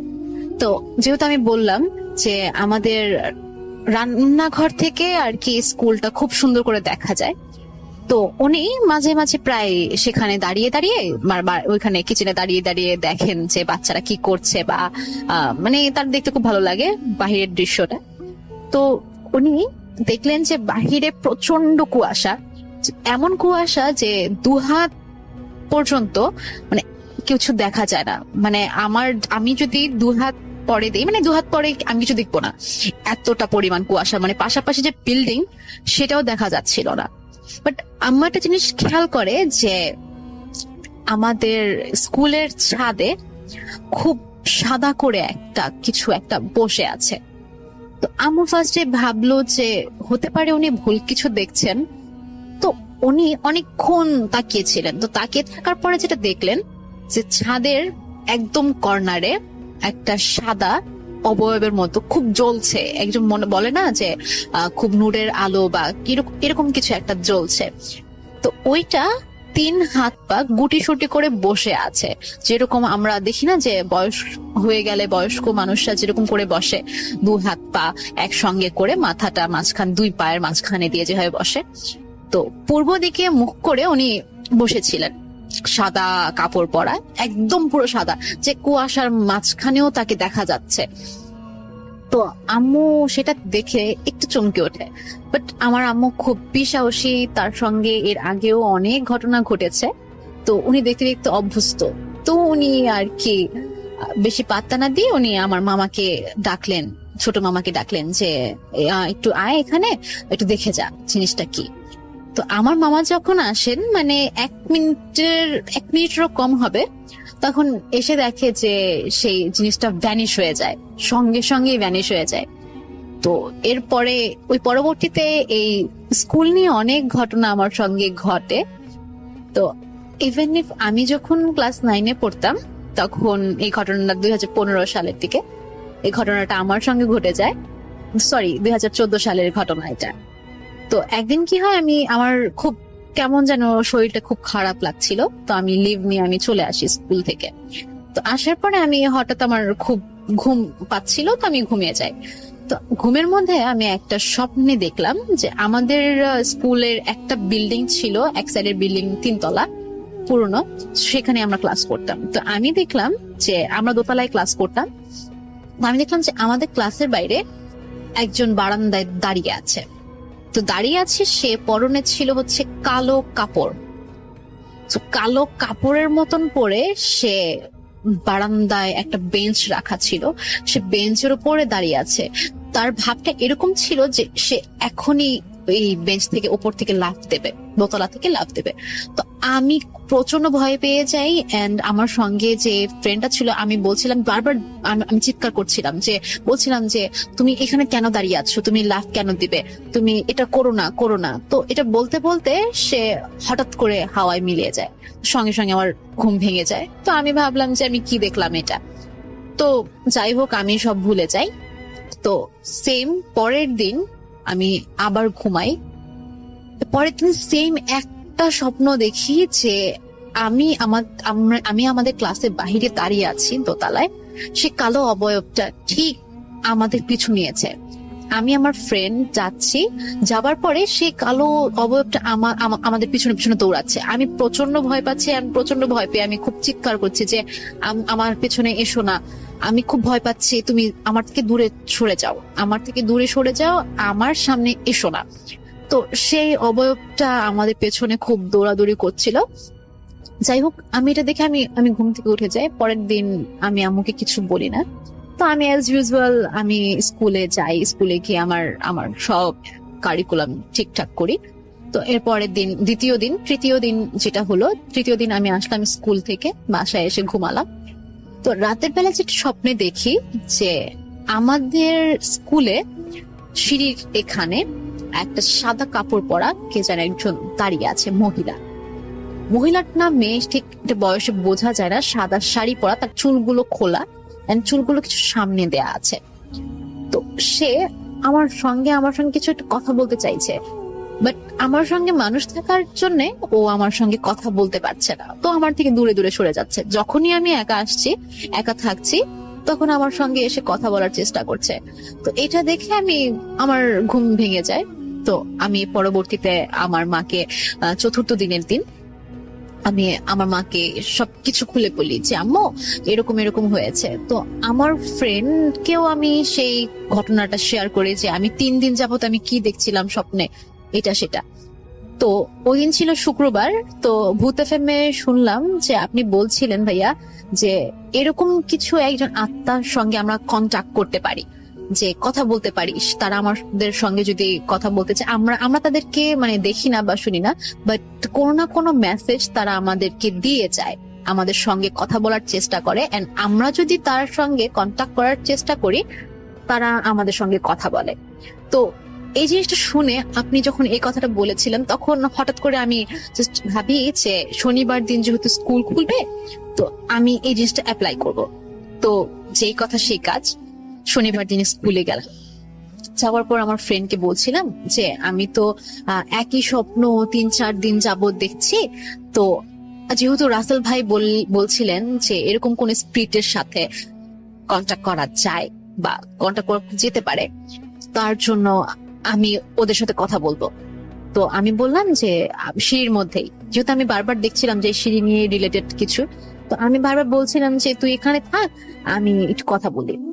তো ওকে দোতলায় রেখে আমি 3 তলার সিঁড়িতে গিয়ে আমি বলছিলাম যে তুমি যেই হও না কেন, তুমি যদি আমাকে কিছু বলতে চাও তুমি আমাকে আজকে স্বপ্নে এসে বলে যেও, আর তোমার যদি কিছু বলার থাকে বা আমাকে সাবধান করার থাকে বা আমাকে যা কিছু বলার থাকে তুমি আমাকে বলে যেও, তুমি আমার স্বপ্নে আর এসো না।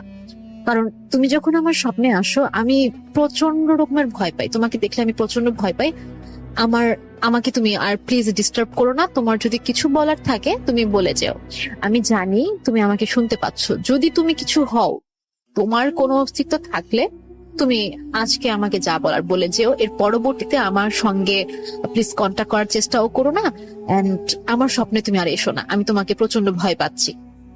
তো এটা বলার পরে আমি নর্মালি চলে আসি। আমি ভাবলাম যে হতে পারে আমার আমি কিছু চিন্তা ভাবনার জন্য আমি সব স্বপ্নে দেখছি। ভাইয়া যে ঘটনাটা হয় যে ওই দিন শনিবার দিন আমি স্কুল থেকে আসি, তো রাতের বেলা যখন আমি ঘুমাই, ঘুমের মধ্যে স্বপ্নেটা দেখি হচ্ছে আমি দেখেছি আমি স্কুল ড্রেস পরা, আমি যে অবস্থাতে সেখানে দাঁড়িয়েছিলাম, দাঁড়িয়ে ওই স্পিরিটটার সঙ্গে কথা বলতে চেষ্টা করেছি, আমি এই কথাগুলো বলছিলাম, আমি দেখলাম যে আমি ওই জায়গাটায় দাঁড়ানো, ছোট্ট একটা বাচ্চা, খুব কিউট, লাল একটা জামা পরা, ঝুটি করা একটা, তো সে বারান্দার দাঁড়িয়েছিল।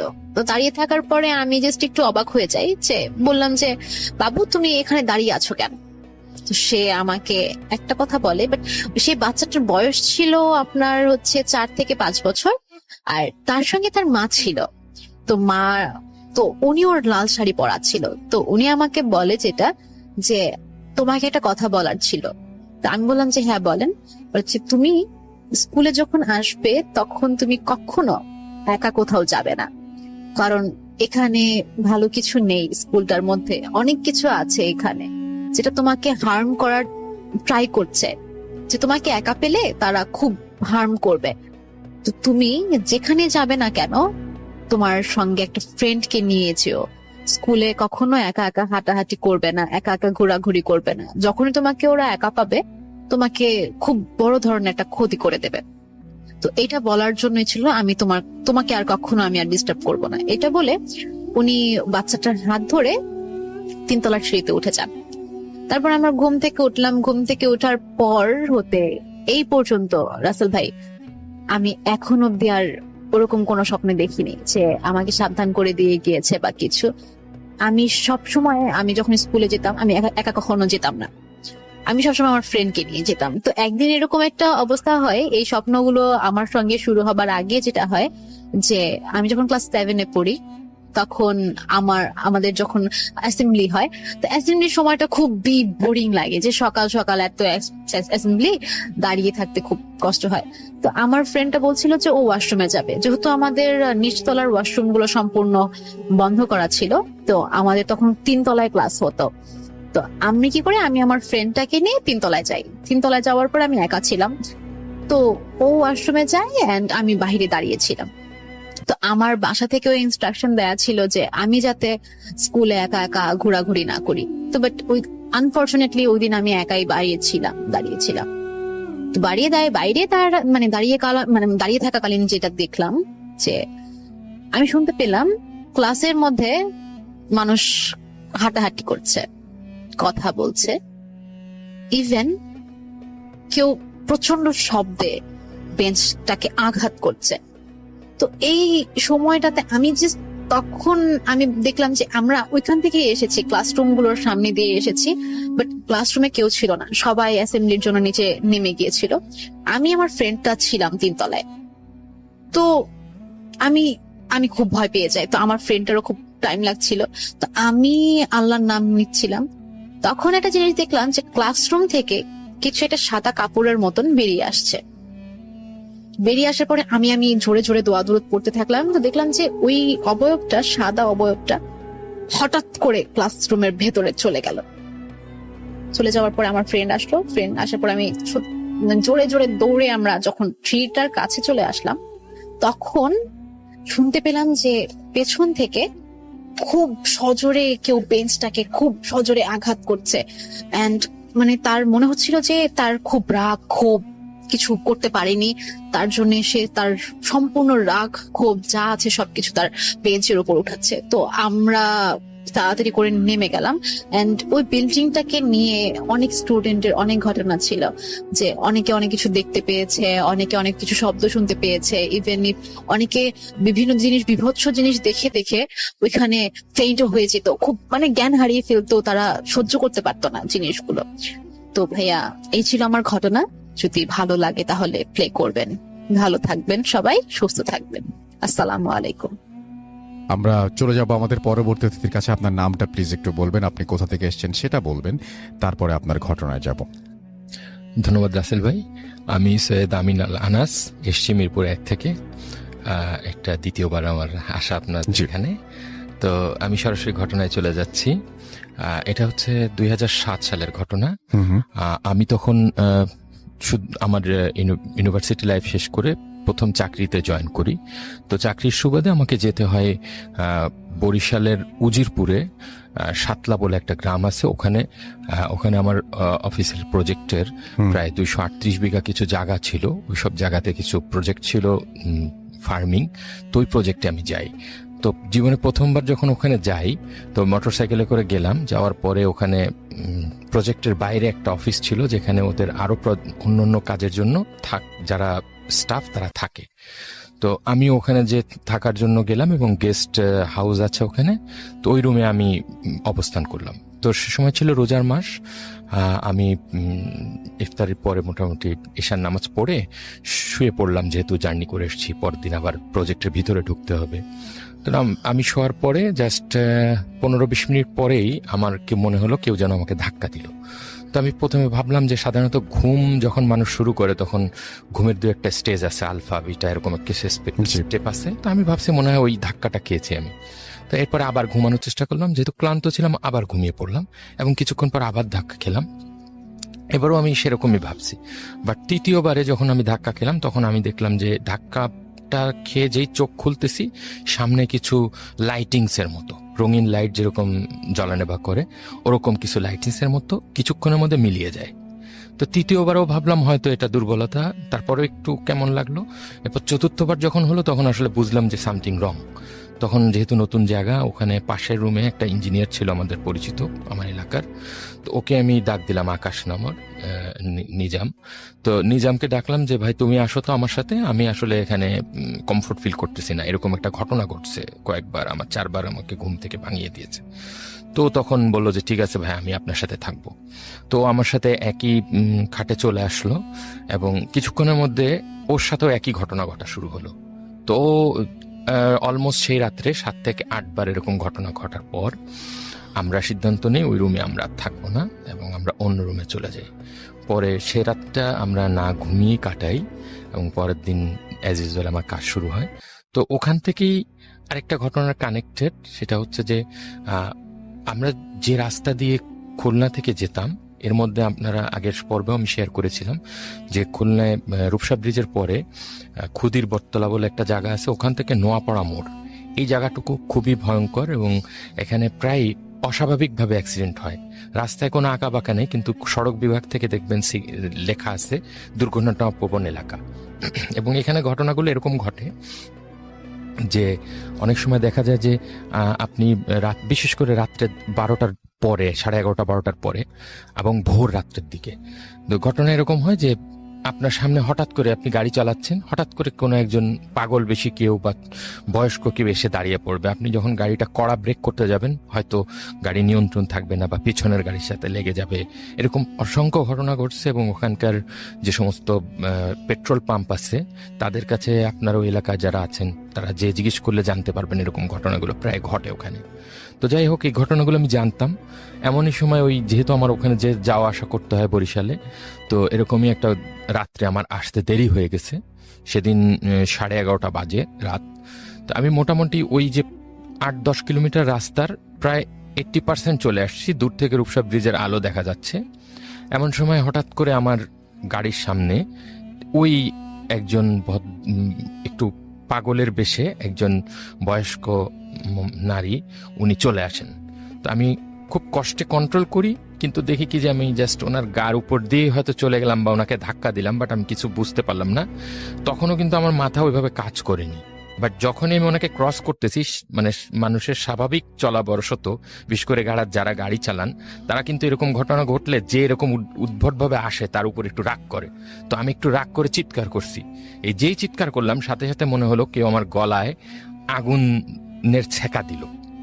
তো তখন আমার মনে পড়ে গেল যে আসলে ঘটনা তো এই জায়গার, তো সেই ঘটনাগুলো ঘটতেছে আমার সাথে। তখন আমি প্রচন্ড জোরে মোটরসাইকেল চালানো শুরু করি এবং দ্রুত রূপসা ব্রিজের টোল প্লাজায় চলে যাই। যে সাথে সাথে মোটরসাইকেল রেখে আমি টোল প্লাজায় যারা ছিল ওনাদেরকে বললাম যে আমার গলা চলতেছে, আপনারা দেখেন এখানে কি হয়েছে। ওনারা বলতেছে আপনার এখানে কোনো স্পটই নাই। তারপরে আমিও খেয়াল করে দেখলাম কোনো স্পট নাই। তো ওনারা বললো যে যদি পোকা বা কোনো কিছু লেগে জ্বলতো তাহলে তো এখানে লাল, মানে আপনার হয়ে যেত, স্পট পড়তো, কিন্তু এগুলো কিছুই লাগেনি। বাট আমি প্রচন্ড মানে ওই সময় ফিল করতেছিলাম যে আগুনের ছেঁকা দেয়া। তারপরে ওখান থেকে পানি দিয়ে কিছুক্ষণ ভালো হলো, এরপরে শহরের ভিতরে আমি ঢুকলাম। আচ্ছা, তো এরপরে আরেকটা ঘটনা আছে, কোনো সমস্যা নেই। সেটা হচ্ছে যে আমাদের হলো ওই প্রজেক্ট রিলেটেড ঘটনা।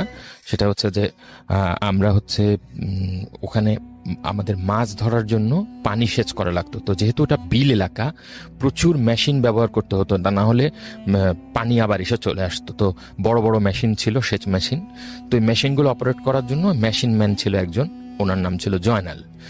তো মেশিন ম্যান জয়নাল, আমি এরকম প্রজেক্ট ভিজিটে গেছি, যাওয়ার পরে মেশিন ম্যান জয়নাল আমাকে বলতেছে যে ভাই আপনার এখানে কিছু গার্ড আছে যারা বিভিন্ন ধরনের কথাবার্তা ছড়াচ্ছে, এখানে নাকি বড় বড় মানুষদের দেখা যায় সাদা জামা পরা ইত্যাদি ইত্যাদি, অর্থাৎ ভৌতিক কিছু বিষয় হচ্ছে ওখানে, এরকম কিছু একটা বলে উনি বেশ রাগ করলেন এবং আমাকেও বললেন যে আপনারা এইসব কি শুরু করছেন। তারপরে আমার লোকজনের উপর একটু গালি দিলেন। তো আমি ভাবলাম যে স্থানীয় লোক এসব বলছে, থাক। তখন হলো মাগরিবের আজান হচ্ছে, আমি বললাম আমি নামাজ পড়ো, আমি চলে আসি। আমি যখন ব্যাক করতেছি, ওটা অনেক বড় জায়গা, তো ব্যাক করে আমাদের যে স্টে করার রুমটা ছিল ওর কাছাকাছি আসতেই পিছন দিয়ে চিৎকার শুনলাম। তো পিছনে ফিরে দেখি যে সবাই ধরাধরি করে জয়নালকে নিয়ে আসতেছে। তো ওনাকে নিয়ে আসার পর জানা গেল যে ওই মেশিনগুলো সাধারণত যেহেতু মাটির পাড়, এই পাড়ের উপর দিয়ে নিয়ে যাওয়ার জন্য এক ধরনের হাতে তৈরি চাকা চাকাওয়ালা গাড়ি ব্যবহার করা হয়, ট্রলির মতো। তো ওইগুলোর চাকাগুলো বেয়ারিং টাইপের, আর ওগুলো থাকে হচ্ছে ওই 8 ইঞ্চি থেকে 10 ইঞ্চি গজাল ব্রেক বলে, ওই ব্রেক দিয়ে চাকাগুলো লাগানো থাকে। এবং 8-10 জন লোকই জয়নাল সহ ওইটা টেনে আনতেছিল। বাট জয়নালের হঠাৎ করেই ওই চাকা খুলে ব্রেকটা তার পায়ের পাতায় মাথা ঢুকে যায় এবং সাথে সাথেই সে জ্ঞান হারায়। তো আমার কাছে মনে হচ্ছিল যে আসলে সে কিছুক্ষণ আগে এই সমস্ত নিয়ে অনেক আজে বাজে কথা বললো এবং সাথে কিছুক্ষণের মধ্যেই এই ঘটনাটা তার সাথে ঘটলো। এবং পরে তার কাছে শুনছি যে সেও মিলাতে পারেনি যে কেন তার সাথে এরকম হলো, কারণ তার যে মেশিন বা সে সবসময় এগুলো চেক করে, এরকম একটা দুর্ঘটনা ঘটার কথা না তার, যে সে প্রায় 35 বছর এই কাজ করছে। তো এই ছিল মোটামুটি আমার ঘটনা। আর আমি নেক্সট টাইম আবার আসার সুযোগ পেলে আমাদের ইন্ডিয়ার কিছু ঘটনা আছে বলছেন সেগুলো আপনি। নিয়ে আসবো। এবং আপনার মানে ওখানে আত্মীয় স্বজনও বেশ কিছু আছেন, তাদের বিভিন্ন ঘটনা আপনি বলবেন। জি। Thank you so much. Hello listeners, আশা করি ঘটনাগুলো আপনাদের ভালো লেগেছে। আমি চেষ্টা করেছি বাছাই করে ঘটনাগুলো আপনাদের মাঝে শেয়ার করার। আমি প্রতিদিনই ঘটনাগুলো বাছাই করে আপনাদের মাঝে একটি করে এপিসোড শেয়ার করার চেষ্টা করি। যদি আমার ঘটনাগুলো একটু ভালো লাগে তাহলে অবশ্যই এই চ্যানেলটি সাবস্ক্রাইব করবেন। আর আপনারা কোথা থেকে এই ঘটনাগুলো শুনতেছেন, যদি আপনাদের ঠিকানাগুলো জানান তাহলে আমি অনেক কৃতজ্ঞ হব। তাহলে আমি বুঝতে পারবো যে আপনারা কোথা থেকে শুনতেছেন। এছাড়াও আপনাদের মাঝে যদি কোনো ঘটনা থেকে থাকে তাহলে অবশ্যই আমাদের ইমেলে দেওয়া ঠিকানায় ঘটনাটা পাঠাবেন। তাহলে নেক্সট এপিসোডে আপনার সেই ঘটনাটা আমরা রাসেল ভাইয়ের মাধ্যমে অথবা আমরা নিজেরা পড়ে শোনাবো। তো ভালো থাকবেন, সুস্থ থাকবেন, এই প্রত্যাশায় আজকের মতো বিদায় নিচ্ছি। আল্লাহ হাফেজ।